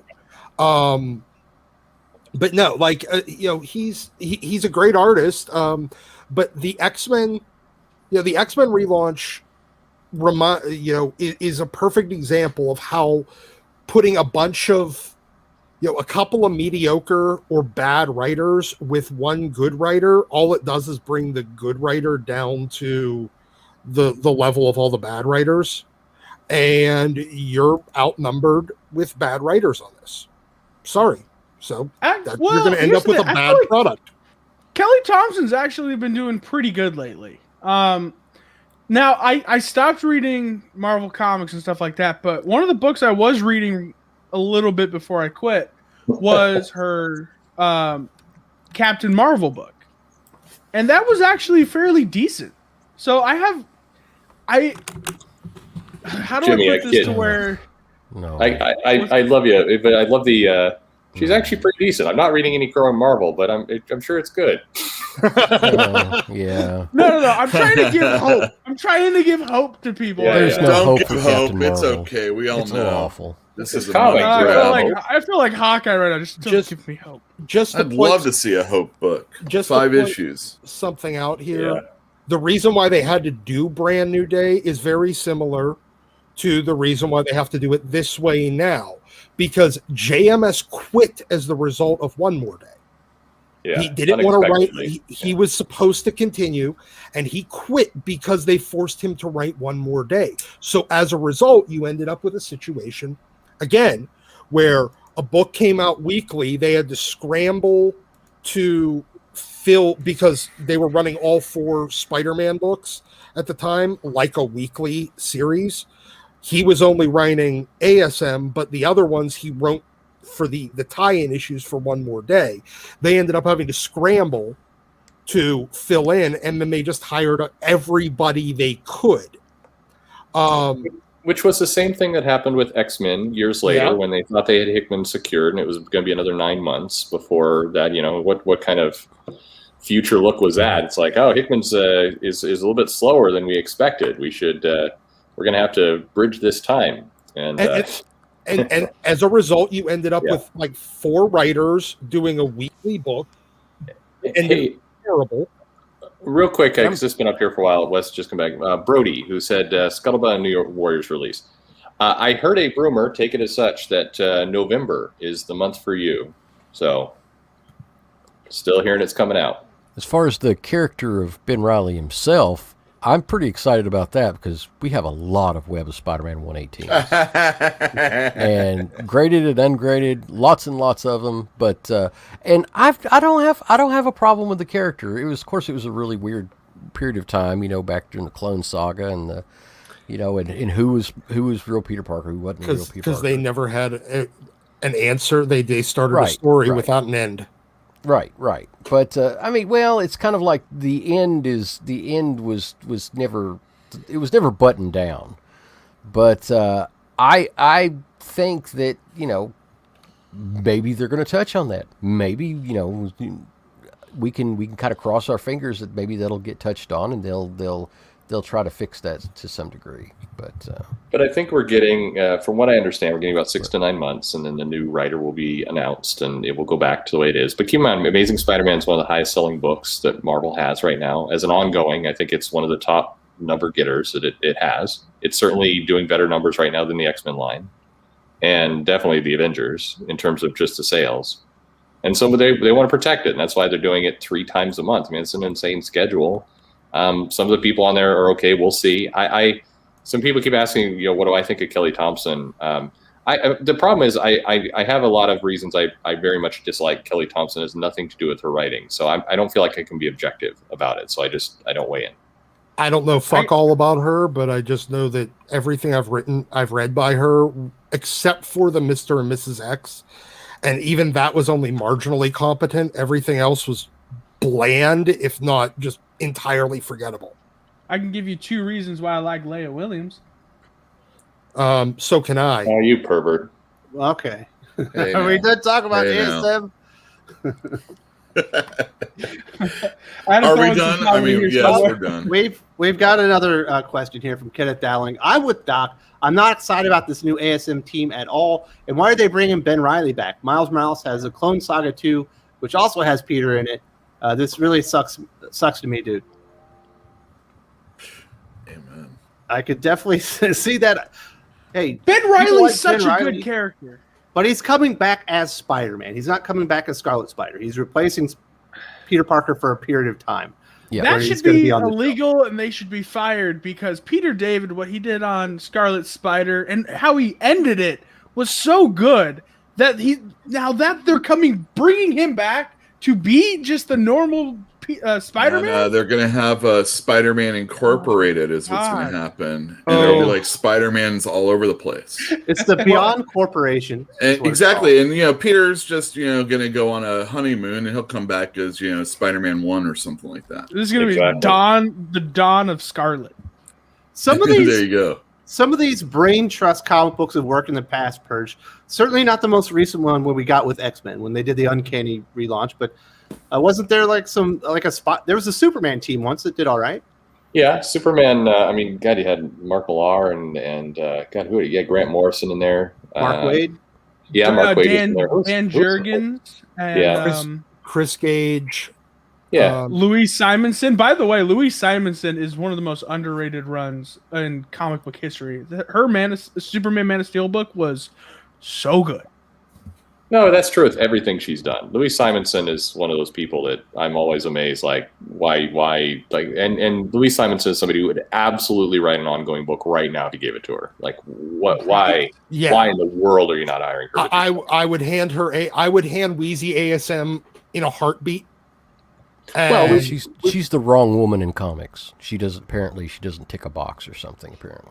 Well, Yeah, I mean, put it like look at the Ages. the comic industry talks about, hey, we want more. Why won't we have a woman editor in chief at Marvel? Hey, Louise Simonson. Louise Simonson. There you go. Perfect. I agree. I will happily support that. Oh, I would literally probably murder someone to get Wheezy as the EIC, assuming we could probably get Annie Nocenti in there as well. As one of her to replace Tom Brevoort. All right, They don't this is like Doc's new people. hashtag. They don't like people that have actually paid their dues. They want somebody that just, is brand new off the street that absolutely knows nothing about comics so they can manipulate them. Wheezy just makes me smile. She's All a right. sweetheart. She is. Comics Exposed. Put Ellis on Amazing Spider-Man now. I don't think that's happening, buddy. I would love it. Yeah. Hold on. No, I got well, something for that. I got something for that comment. There you go. But no, Peter David on ASM would be perfect. Paul Jenkins would be great. Those were the days. Chris Gage. I would love to give Chris Gage. That way, you can watch Dan Slott flounder. Has Gage ever had like a major title other than working with somebody on one? Ninja K. He had A major title. okay. Whenever no. Like he worked whenever on he was Spider-Man at, with Slot, you know. Put Wheezy on Spider-Man. Have Walt do the covers and get some good artists on the inside. Call it a Gage? day. I would buy the Gage? hell out of that book. Chris Gage did do a run on ASM, and he also his early start was at Wildstorm, doing Wildstorm Post-Human Division, or Storm Launch Dowling. Post-Human Division. Sorry. Kenneth Dowling is 100% correct on this. Yeah, Zdarsky I've would be good too. said this once, and I'll say it again. Put Chip Zdarsky on Amazing Spider-Man for 50-plus issues. Marvel, why don't you use some damn common sense, please? No, Hey, put him we on don't know who the Fantastic permanent Four. replacement's going to be. Maybe it is Chip Zdarsky. I would like I had somebody tell me their belief of a lock last night who's been right, and it's a guy they want to steal back from DC. Yeah. I want. Oh, God, it's gonna be Zdarsky on Bendis. Fantastic Four. That's what I heard last night. No Aren't good. you Bendis. excited? Let's go. Is it stealing? Ugh. I mean, Yeah, when they is that throw what them it out- is? Stealing? No, it's recycling yeah. because Well- they've already put Bendis out in the trash can. Bendis on And somebody's Spidey? dumpster diving. God, I don't understand it, but Gross. whatever. He's going to Whatever. turn him into a fucking teenager and then replace him Word with Miles. balloons. I No, mean, he's Word gonna have an- balloons. He's going to Okay. replace him with Miles. I'm The not joking. Simonssons are hands down my favorite people in comics. Well, you're hands down one of my favorite people in comics, man. Max Santiago, thank you so much for supporting the channel. All right, we have a lot of stuff to get into. Obviously, the Warren Ellis stuff went a little bit long, so we're Rapid going to fire. transition into the MCU Disney Plus Loki big reveal that he's bisexual. I find this not to be all that big of a deal because he's certainly not bisexual. The character himself is fluid. He's become an animal and mated with other animals and things of that nature. Loki can be whatever gender he wants. Maybe It didn't whatever feel like species that- he wants. yeah, it didn't feel like that big of a reveal to me. Here's but the it seems thing, like though. the writer Loki- really thought so. Loki is not bisexual because the only person Loki loves is Loki. Let's be honest. No, that doesn't Well, mean that that's you don't not- have to love somebody for sex. I mean, it's just it's Yeah, it's let's the prove that. point of Loki I'm that saying he's love. just whatever. Loki is Loki, and Loki does what Loki wants to do, and they're trying to project themselves on a god that can shapeshift at will. It's not- Exactly, it's and stupid. the Stupid. showrunner said, "Oh no, I think it might have been the showrunner or writer." She said that She's the director and producer. Yeah, okay. So she came out and said that she took up this project because she wanted to come out with Loki being bisexual because that's like who the character is or whatever. No. And she was like, that's who because she is, and she wanted to be able to identify with the character. exactly. She was like, because that's who I am, and I wanted him to come out as well. I was like, so you're basically saying you wanted to change Loki because you. But the are thing is, bisexual. they didn't really change the character. This has been out for like thousands of years. Yeah, this is not news. It's just not. Loki says a kid that's a spider or something. Loki fucks everything. There you Yeah, go. He's got an Loki- eight-legged horse that he gave birth to and gave to his father. Yeah, I mean, Yeah.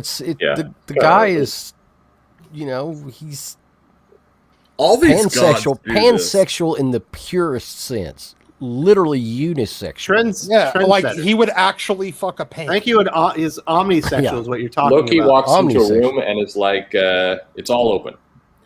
Yeah, the room itself, Yeah. he might have sex Yeah, with. including the chairs, everything. That's what. Loki is. I think in Neil Gaiman's Norse mythology book, he had sex with like a troll or something like that. Well, yeah, It was I mean, weird. 'cause It was weird. He's Loki. There's no holds barred here. It's just, no holes barred either. Yes. but it's No holds it's- barred. Yeah. The name Catch of as Loki's catch can. the name of the Loki porno. Yeah, Oh. no holes barred. But and I had an Versus Hulk argument with Hogan. the woke mafia on Twitter about this. Because they're like, oh, he's bisexual. Yay! Oh, I'm so proud. And I'm like, what? They limit his sexuality, and you're proud. What? They're what are you? Looks like some Republican in disguise. And that got him. And because it's not just men, it's not just women. It's pandas.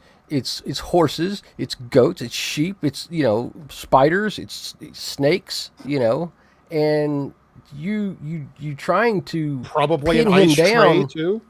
Yeah, you're trying to pin him down so you can have your own self gratification out of it, and it's just sad. It's sad. As Kenneth Dowling here says, thank you so much for supporting the channel. Loki isn't bound by the concept of sex that humans believe.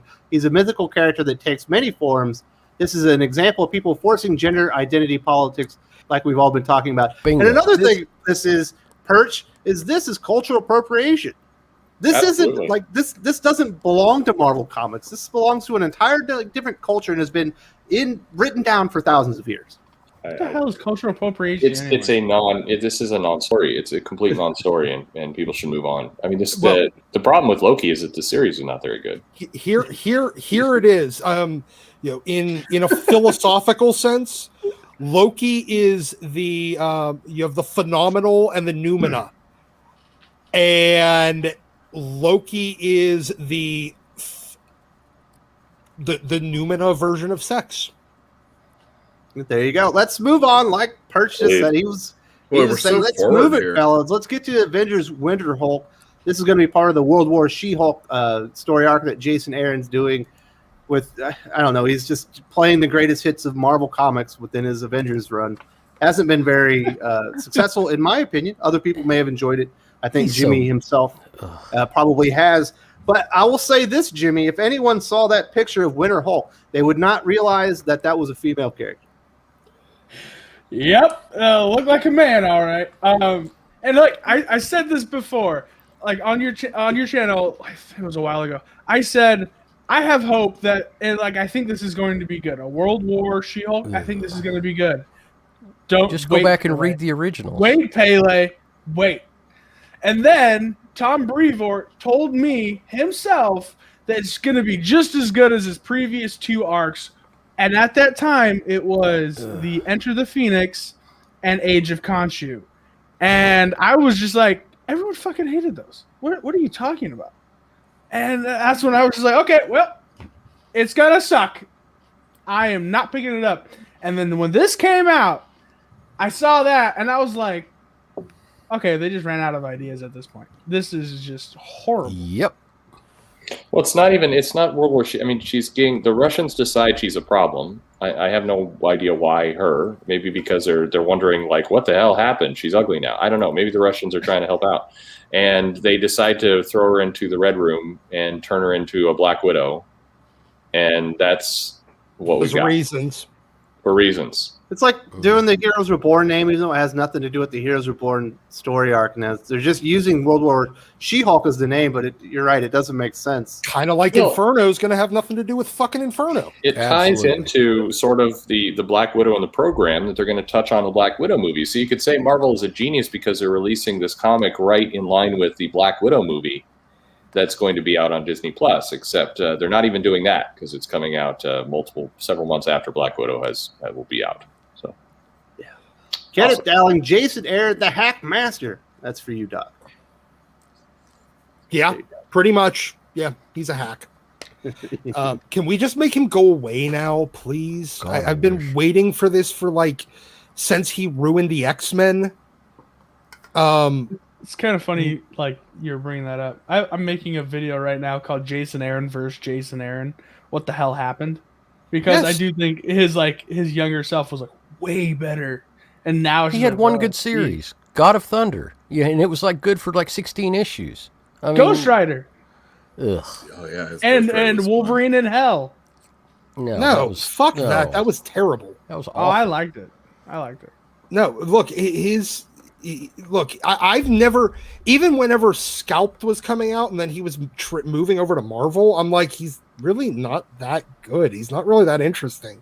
And then every single thing that he's ever written since then has proven me right. It's going to be a crazy sell there, Uel. When you have that comic on display, do you think people are just going to, when they walk by, they're just be like, I got to pick that one up? No, I'm ordering that. I'm ordering that for poll customers mostly. I have a certain amount of people that buy Avengers right now. We're on like almost the 50th issue. By this time, I know who's buying this book. And I have the perfect sign already in my mind for this book. Yeah, what's that? It's called. I'm going to have a sign up right next to the little pullout for it. This is Abby Hulk Smash.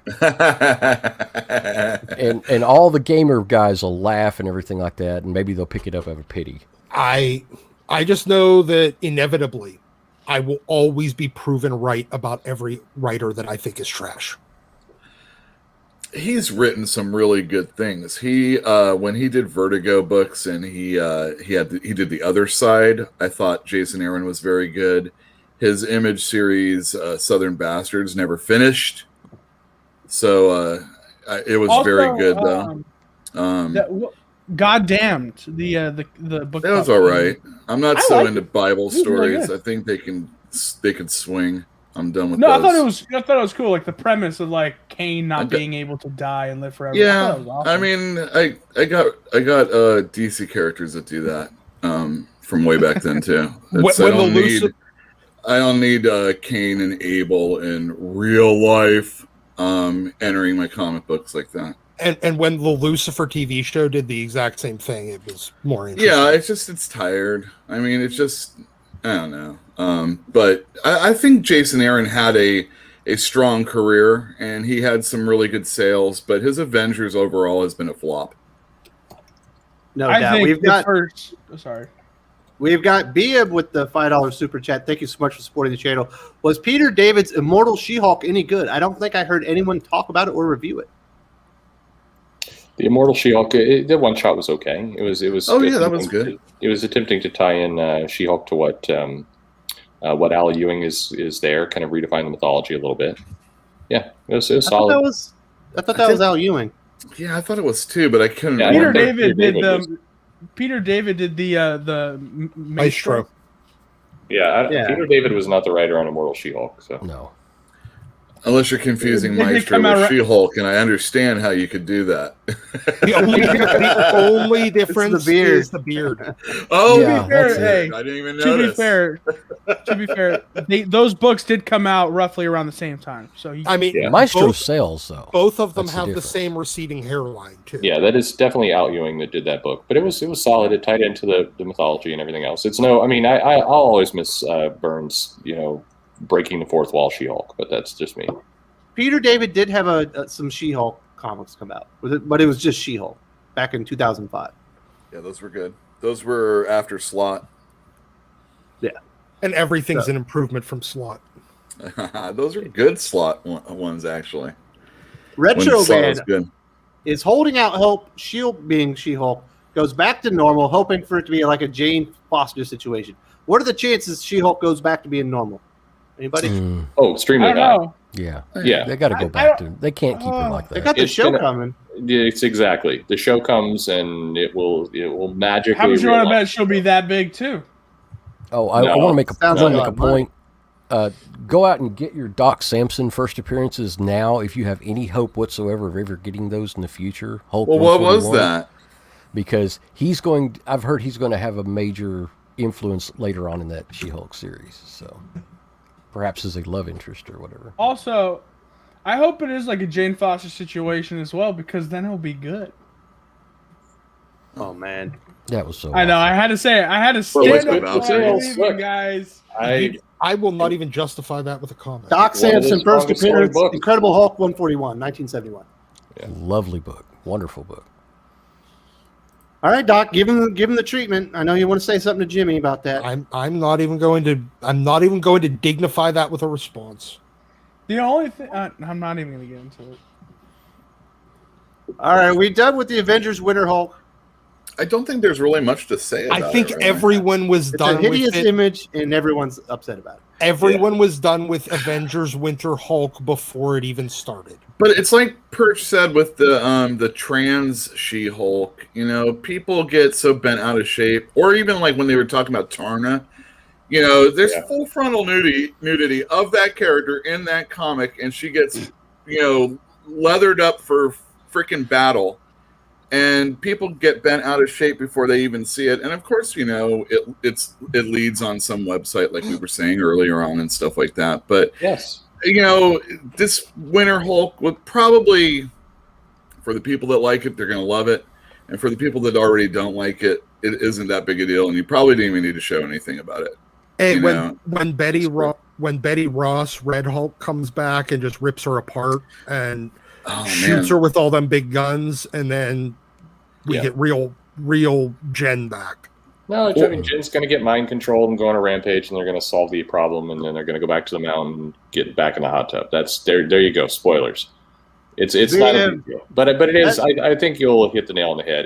This is a case where some of these sites, like we talked about at the very beginning, like to do these headlines, like they did with She-Hulk is trans now. Woke Marvel making She-Hulk trans. It's like, and then the issue comes out. It's like, oh, it's a cosplayer. It's a cosplayer dressed up like She-Hulk. That's the story. Always a cosplayer. And well, why these headlines are so deceptive, and it's both to keep in mind for a lot of people. They know that people are triggered at this point with woke Marvel and things like that, so they absolutely are preying on that to get you to click. Hate clicks. Yeah. BM says, that's my bad. I did thank you. Yes, that was Al Ewing. Eric Breen, friend of the channel. I love having him on here. Marvel Comics, 1961, 2012. Yep, That's when not right, Doc. The AVX is the end of the Marvel universe, as far as I'm concerned. Everything Is that the since part of Marvel now. yes, because that was the start of Marvel Now. Look, I put it in the chat.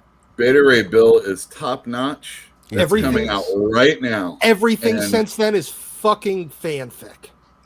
It's an amazing series, and Marvel has amazing characters, and you all love Daredevil, and that's going very well. You know, people like that. There's something. I mean, these characters are still there. These writers, Zdarsky does a good job. We want to see him on Spider-Man. Yep. Some people like Kelly Thompson, so that might be a good marriage over there. There are good series How many in Marvel. books? The problem is X-Men sucks right now. The whole mutant thing sucks. So Doc's going to be salty about it. So It's true. No, I understand, and that's when you're an X-head or you're a Spider-Man person, and you don't care about Avengers or Moon Knight or whoever. Moon Knight might be good. I mean, it's going to have like really good art. I'm looking at least for, like we say, 3 or 5 issues. And Look at the ratio. Look at the ratio, though. How many books is Marvel putting out a month? It's always like this 100. way, though. Look, about 100? 90. Look, I had fights with my buddies that Quasar sucked Now, or that how Avengers many- West Coast sucked. how many are good, though? You have about 20. 90 books that are 20. coming out. How many? Yeah, are it's there? always 20? that way. Maybe 10. Maybe They 10. can't all be James. I don't mean great. I just mean like readable. It's about 20. Damn right. You're damn right, Perch. But even then, it's like, how are they making money on the back end of stuff? Because That's another video, man. That's a another whole video. 2 hours in itself. Yeah, that's another conversation. Okay. Sorry. Absolutely. That's a lot more complicated. All right, let's get into our last one. And this is somewhat talking about business, like Jimmy was talking there. I'm ahead of New my X-Men time. publication strategy. We do have word that Way of X is a miniseries. It's wrapping up with a one-shot in the not-too-distant future, I think in September. Inferno's going to be a miniseries. The Trial of Magneto is going to be a miniseries. Uel, are they only making miniseries at with the X-Men line? Are they gun-shy to release new ongoings for X-Men? I think a lot of this obviously plays into their Penguin Random House deal, and whatever they're doing might be for that. Or, why start and restart a series with the new #1 when you can just have miniseries all the time? People bitch about the fact that an artist isn't on the entire series. This is a way to keep them on for one of them. And I don't know. It seems like that's the way a lot of comics are going these days. I see it. Boom only has like a few ongoing, really. And unless IDW has like a sponsorship with something else, or they don't usually have ongoings. So these miniseries and series of miniseries at Image, season 1, season 2, we see it over on Green Lantern with the Grant Morrison ones. They've done it. I think this is just the way we're getting it right now. And they can always put their legacy numbering underneath, so it really doesn't matter, right? For you old timers. I don't think their legacy numbering is bogus, but Perch, I think they're gun shy now that they've seen the numbers and the attrition as far as the readership on these ongoing X-Men titles. It probably hasn't stayed as long as they wanted, and I don't think they don't want to do ongoings anymore. They just want to keep doing miniseries so they can get a fresh batch of #1s constantly. Yeah, I think that's definitely a publication strategy, and I think it's largely across the board. They're not willing to commit to long-term things right now. That's absolutely true, and it's for what you say. I mean, the numbers aren't great, and for whatever reason, X fans get insane when you say this, but those are just facts. The numbers aren't great. It's totally okay that you like X-Men. In fact, if you want to change those numbers, tell friends and buy the comics, and then those numbers will go up, and then you could brag to everybody that you got the top selling comic. That would be amazing. You should do that. Perch, I had someone get mad at me. They said if X-Men numbers weren't great, they'd be canceling series. And I was like, they just canceled 2 or 3. What are you talking about? Yeah. They did not like that. No, Look, no. The stands for the X group are nuts. And it's weird because they're not helping their cause any by being this way. It doesn't help to live in kind of delusion land, and the Marvel is making money off X-Men. I mean, to the earlier question, they're making money off a lot of these series. Marvel is operating in a business where they can make money with low sales, low volumes.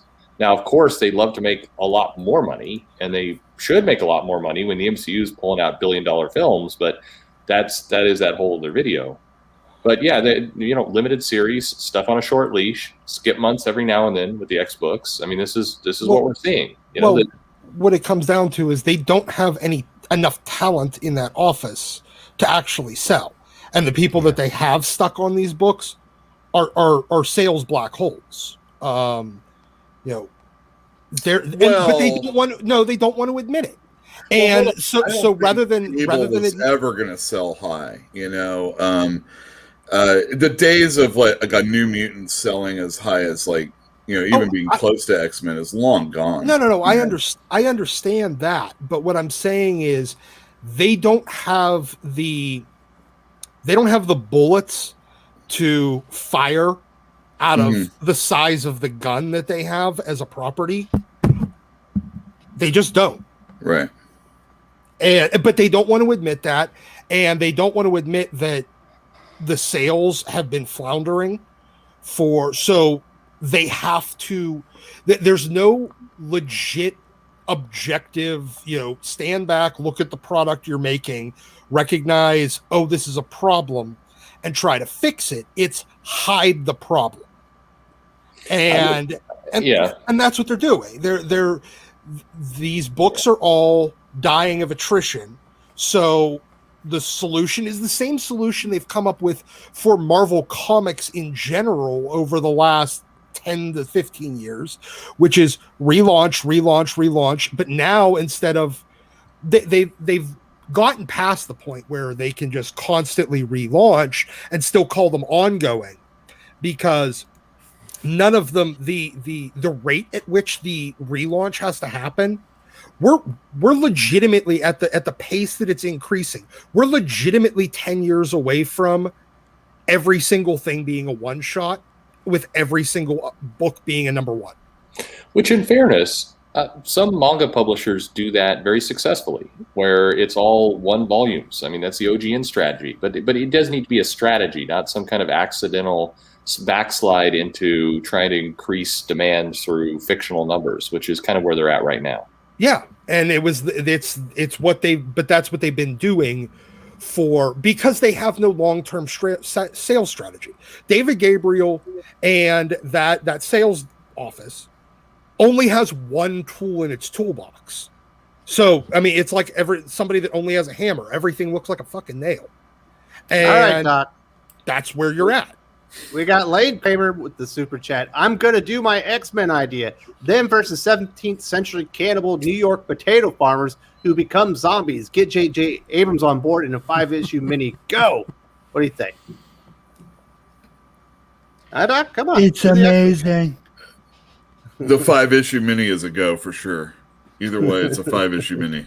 It's a 5-issue mini. Is his son all the other working on stuff it? might be different, but 5-issue mini is the way it is. Is his son also working on the book? If so, Rick greenlit Moranis for Jr.? 12. Rick Moranis Jr.? greenlit for Yeah, he's 12. awesome. Yeah, no. If it's his kid, they got to go to 4 issues this time. 5 was too many for that Spider-Man. That was 5, right? Yeah. J.J. 5 Abrams' Spider-Man is a perfect example of his directing. I'll Yeah, leave it but there. that's what I mean. Like, so they His have son to does go- all the work. Yeah, and he puts his name on it.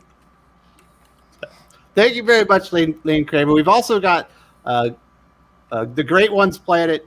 Or is it Great Stone Planet? Great Stone Planet. I could get behind having a billion miniseries featuring stories from different phases of the post-Hoxpox landscape. However, they're from the same lame stable of writers. That's really the big issue, Perch. Yeah. Is once like Leah Williams got her book canceled and she gets a miniseries. Once these books are getting canceled, they're getting the same talent that failed and putting them on new projects. That's because the priority of the office is to keep the same people in the office. They want to keep working with their buddies and their friends. So if a title fails, they've got to immediately, throw that writer on anything new to keep them as part of that office. And that's They're a self-licking ice cream cup. It's a crazy system. I mean, Yeah. we all know what they need to do. Have Batman in one of the titles. Have Wolverine in every issue. Top selling comic book companies are Marvel, DC, and Batman. The challenge with this entire thing that we've got with the current X line, and I wish the X fans would kind of realize this.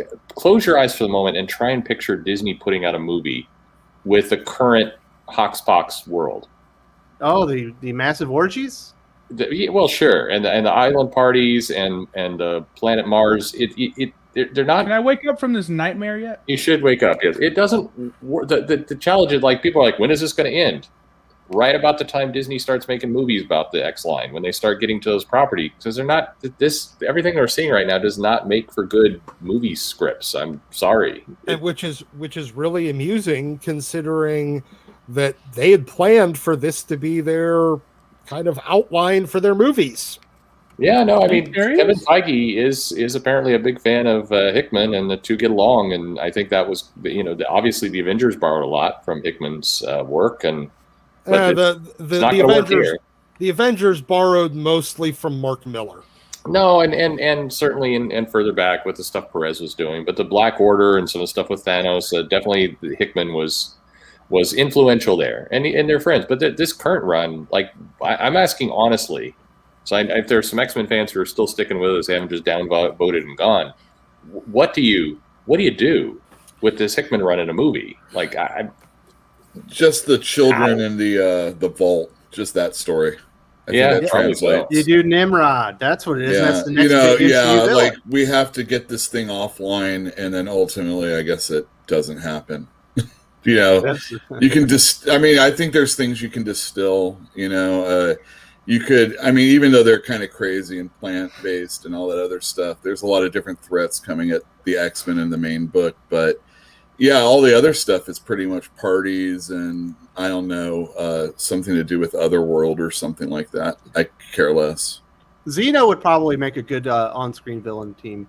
We do have Kenneth Dowling with the $20 super chat. Thank you so much for supporting the channel. Question, what is each of your favorite superhero TV series? Mine's HBO's Watchmen. Love that show. Followed by Daredevil, then Buffy the Vampire Slayer. Not originally a comic, but definitely a superhero show. All right, Jimmy, you're young. What's your favorite? Is it Lois and Clark or whatever? No, that is definitely not my favorite TV You said show. that was the best show on TV, like last time you were on the channel. I Lois definitely did not say that. On the You don't like CW. Lois and Clark? No, Superman and Lois. Or Superman and Superman? Lois. You were talking So about sorry. how great it was. Yeah, it's good, but it's not the best. If I what's had the to best? say, because Daredevil by far is the best thing Marvel has ever put out. That's the best superhero TV series. All right, Doc, what do you say? Honestly, I can't say Daredevil because only one of the 3 seasons was good. All right, Oh, Doc. The second season was Come on, okay. guys. Let's go. But I would say, honestly, probably Lucifer All right, because it was simple.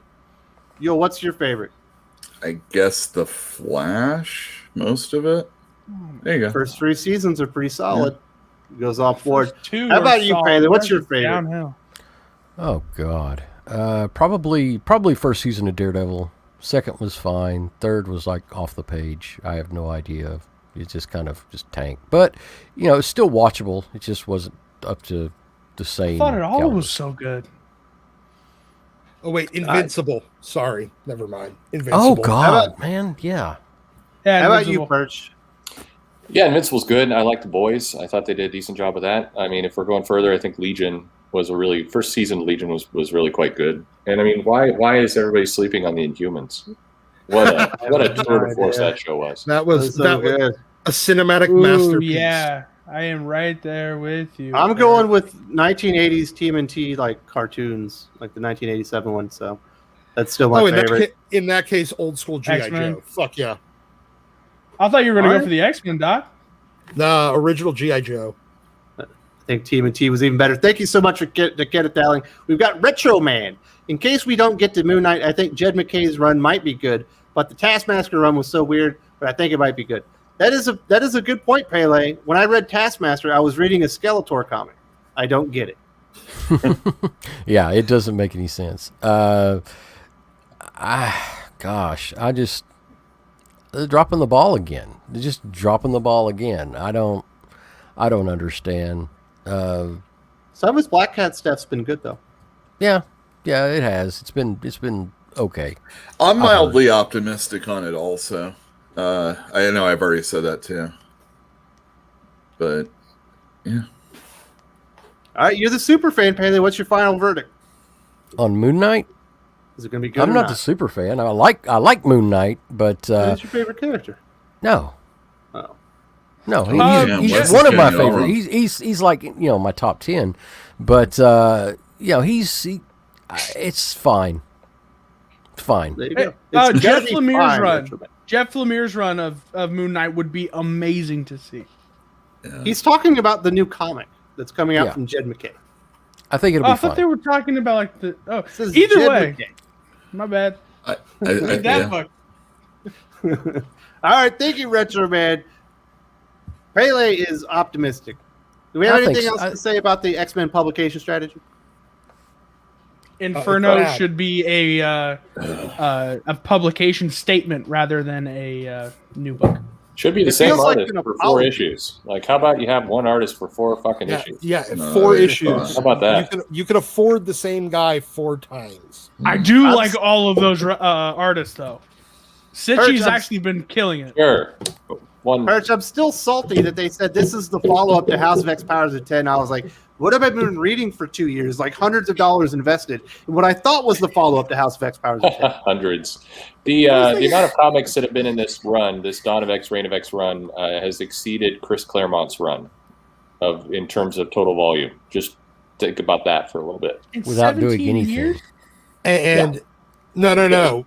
Yeah, across Like 17. sheer number, you take his Claremont's first solid run before he got interrupted with the John Byrne situation later on, and Jim Lee.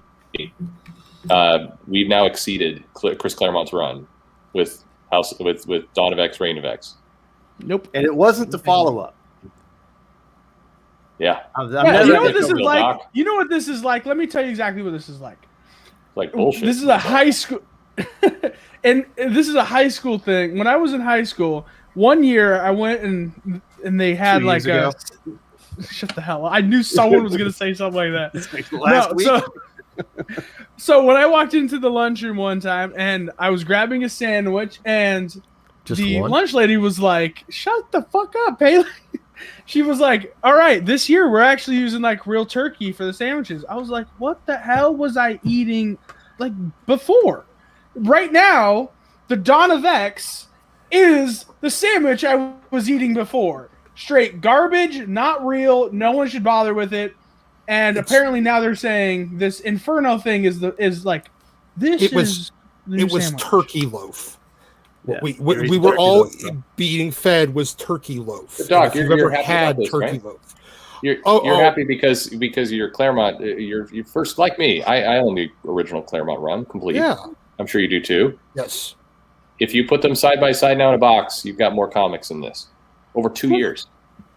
Yeah, and we spent like five That's times horrible. the amount of money to have 1/100th of the actual progression.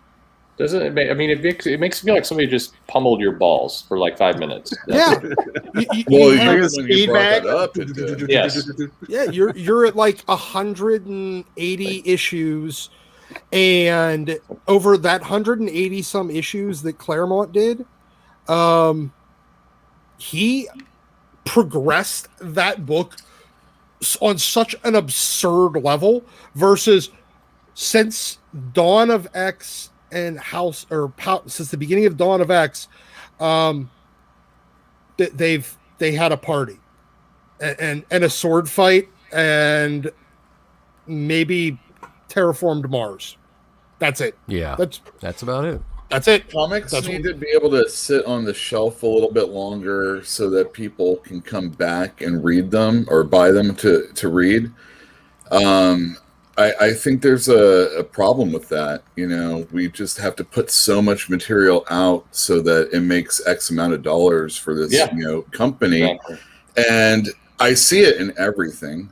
There you go. Netflix has a ton of programming when they don't, it's just like it's over and so much and they just have to fill their have so much so that you don't have to go to another streaming service. And if it's not them, it's I have to have football every day of the week. It just used to be Monday and Sunday, that type of thing. And comics are the same way, and we have to have like 1 million X titles, and there has to be a shit ton of Batman titles. And if we're lucky, we get something like Moon Knight that lasts for 10 issues maybe. Yeah. See, the thing you feel terrible. You feel like the big one. It's like Warren Ellis was. Never mind. No, but I've been promised way more. You could have the plot progression that we've had since the beginning of Dawn of X. Claremont would have done in about 10 issues. Well, and that's what I'm saying, though. Now and better. You can't do that now because you have to have 2 a month or weeklies or I don't know. You got to split up the stories so that it fills all these other titles, and there's no real reason for these things to be other than the fact that they're just filling space. It's content. Think about it though. Yeah, there you go. Chris Claremont did Days of Future Past in how many issues, Doc? 2. Exactly. And look how much did you get out of that story? It is huge. And what we got with Dawn of X is still a fraction of the size of that story. Yeah, one of the X-Men's dress is like 2 issues from the gala thing. It's like, oh, come on. Yeah. All right, fellas. We got to wrap this bad boy up. Daddy's got to go to sleep. I'm really tired. You ready to talk about some comic book recommendations? I am. All right, Doc. We just talked about Dawn of X. That video will be out tomorrow, first thing in the morning. You recommended anything from Dawn of X this week? I'm sorry, not Dawn of X. Hellfire Gala. I am recommending Sword. Yeah. Sword was pretty good. It was the only one I could wholeheartedly recommend. It was interesting. There was some progression, even though by issue maybe 20 we might actually figure out what the hell Swords is going to be about, but no, it was a solid story. I recommend that, and I recommend ASM. That is pretty much the extent of that's everything that I recommend this week. Awesome. Jimmy, what do you recommend? You recommending Checkmate by Brian Michael Bendis? I'm not reading that garbage. I have found like the treasure at the end of a rainbow. I have found the 4-leaf clover in a field of 3. I found a good Jody Houser book. No. That's a unicorn. It is. Her Star Wars Thrawn was fine. I have not read one good Jody Houser book until this one. It is a Doctor Who comic book about Missy, the female version of the Master, with the current Doctor and with the third Doctor from the 70s. I was genuinely surprised of how good this story was and how she was true to the characters, and I give it about an 8 out of 10. It was fantastic. All right, so that's what you recommended this week? Yeah, Missy, the Doctor Who book from Titan Comics. Awesome. We've got Joe Brett with a $10 super chat. Thank you so much for supporting the channel, Joe. Love the show. Hey, Perch. Well, the show you want to talk to Perch? Oh my goodness. How do I get one of those mystery box comics? I think we're going to launch on Friday, and this is more of a where I'm acting more as a publisher. But we're excited about this. We're doing some different things, and the key is, to give you something affordable, like to get a comic out there that is still doing kind of some of the crowdfunding type material, but with a couple changes. The comic book was in the box? The comic book, yeah, I've got.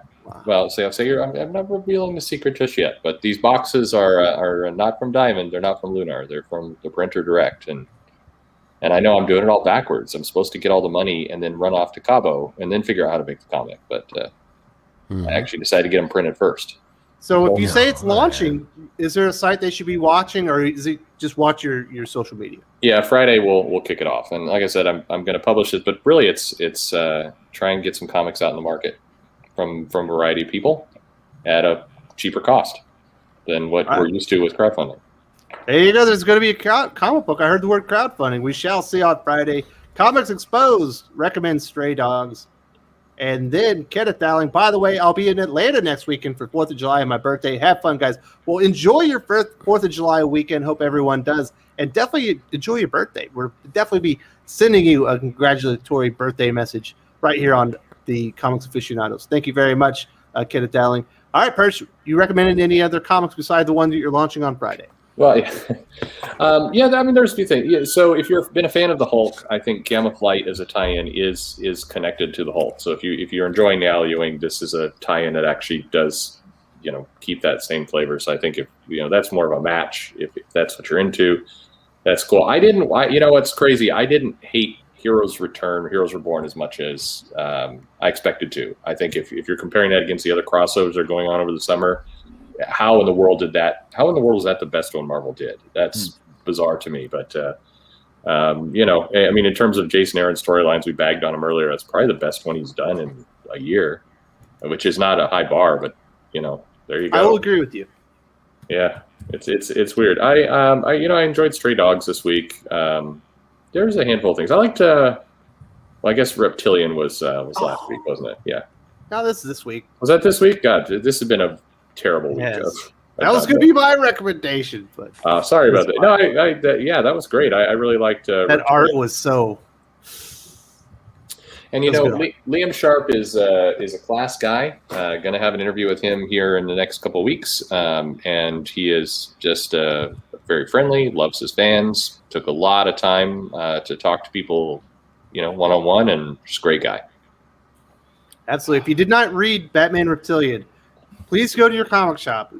Just for the art alone, it's worth the money. Hopefully they still have a copy. It is just fantastic. All right. What do you guys recommend down at the shop, Pele? Okay. The shop recommendation and my recommendation are actually the same this week, which is almost never happens. Spawn's Universe #1. I liked it. I enjoyed reading it. It's got a couple of first appearances in it. And it's kind of like a prologue, a prelude to a couple of ongoing titles. But I enjoyed reading it. The art's beautiful, and it's setting up for something really important down the line if you're a Spawn fan. So that Brett Booth Gunslinger Spawn story at the end. Ooh, so pretty. You didn't get that, did you, Doc? I couldn't. No, my shop sold out. I wasn't able to make it on Wednesday because that's the day I had to take my dog in. I'm sorry. And I didn't pull it ahead of time. So when I went on Thursday, they didn't have any. I was kind of bummed, but I figure I'll eventually find a copy. When you get a copy, you're going to be very impressed with the Brett Booth art on the very last story. And I'm definitely going to be a customer for Gunslinger Spawn when it comes out. It looks really good. Yeah, it was a heavily printed comic, although it's kind of disappeared from the shelves now. I think we've still got quite a few, but for a lot of shelves it's disappeared. But it's so heavily printed, you can find it for cover for a long time, I'm sure. Yeah, Pele's right. It's very weird how that comic was bought. Like, it seemed like maybe a third of the shops ordered high on it, and 2/3 under ordered. Bizarre, but Spawn's numbers are very strange. Like they bounce around very high. If you're a comic shop owner, that's a tough book to kind of predict. Yeah, that one sold over 200,000, or at least it was ordered that much. Big time success. Now, some of the variant covers are going to be really hard to find, by the way, because they were severely underordered, and the incentive in the one per store, seems to be the chase cover, and it's pretty cool. Real quick, I forgot to recommend X-Men Legends. I forgot that came out this week. Oh, it was great. Oh, you're right. Definitely, Is that the Claremont and Weezy one? No, it's Walt and Weezy. It's Walt and Weezy. Yeah, Claremont's is in October. Okay. Yeah, it's the continuation from issue 3 with Cameron Hodge, Ship, Apocalypse. It's a great bridge filling story. That continues to be a great series. I mean, we're going to have Larry Hama do 2 issues, and we're getting Chris Claremont to do 2 issues after that, and it's a Is great. Is it outselling? Is it outselling the normal? It's not outselling X-Men, but it's outselling all. It's not outselling X-Men and Wolverine. I think it's outselling all the others. I have a feeling it's going to be the #1 X-Men book here soon. Yeah, well, generic Duggan's about to tank the sales on on regular X-Men. All right, guys. So, We'll wrap it up here, Doc. Sorry. Thank you for bringing the salt. We got Old School Comics saying his old school pick is Legion of Superheroes 1984 on Baxter paper, and his new school pick, Radiant Black and Guy. They're very good selections. Thank you so much for supporting the channel. And we've got Comics Exposed. X-Men Legends 3 and 4 is unreadable. I disagree completely. I disagree with that. It says Just had some spicy comments today, man. Well, but maybe if it was written by Warren Ellis. There you go. You know what? Future X-Men Legends, Warren Ellis, Joe Madureira doing an Excalibur story. Oh, Like yeah. I'd back like in to the see day. a Pete Wisdom Kitty Pryde hookup thing. Yeah, when That'd she be was perfect. like 16. Definitely want to give a special shout out to Chris from Comics Exposed. Thank you so much for supporting the channel and getting your points out there is definitely clear that you were very passionate about that subject, and Thanks, we appreciate that you were able to come in here and talk about it with us. Yeah. Anyway. What's up? No. I'm just go. Let's go. If you're a fan of Spawn Universe and you haven't read it yet, my review should be up in about 3 or 4 hours. That was supposed to be up last night, but then the last Warren Ellis story dropped. Also, there was did I lose it? Henry K says, can we talk about anticipated books for the following week? So I've got, if you have not been going to my podcast, not the YouTube channel, but on iTunes, Spotify, Google Podcasts, and look for Thinking Critical Comic Books. On Wednesday mornings, I am going to have an audio stream. It's not going to be mine. It's from my friends over at Comics Elite, and they're going to talk about all the new comic books that are releasing that week. They are going to have read all of them, and they're going to tell you all the best comics. If you're on the shelf and you don't know exactly what's going to look out for, or if maybe there's a comic you didn't even know was coming out, and you're going to get the recommendations from Drew, who's on here on the Comics Aficionados pretty regularly, and also Sean, the guy that owns the shop. I'm not sure if there's anybody else on that channel, but we're going to have that audio up on the podcast for people that are looking for comic book recommendations live every Wednesday morning. Mm-hmm. And Uel, you have not made any recommendations, sir. No, I can do it really quick. I always recommend Copra by Michel Fiffe. You have to get it straight from him. It's great. He does everything on the book, and it's pretty reasonably priced for an independent comic. I thought his name was Michael Fife. That's just, I'm sure he's fine as long as you get his book. Next week, Beta Ray Bill comes out. Daniel Warren Johnson pretty much does everything himself too.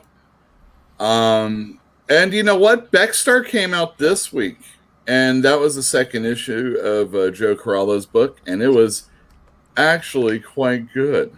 Yeah, and I thought it was actually, I'm saying award-winning very Joe good. Corallo. I liked it a lot. Yeah, award-winning Corallo. Yeah, it was. Some shops got it 2 weeks ago, and some shops got it last week for no apparent reason.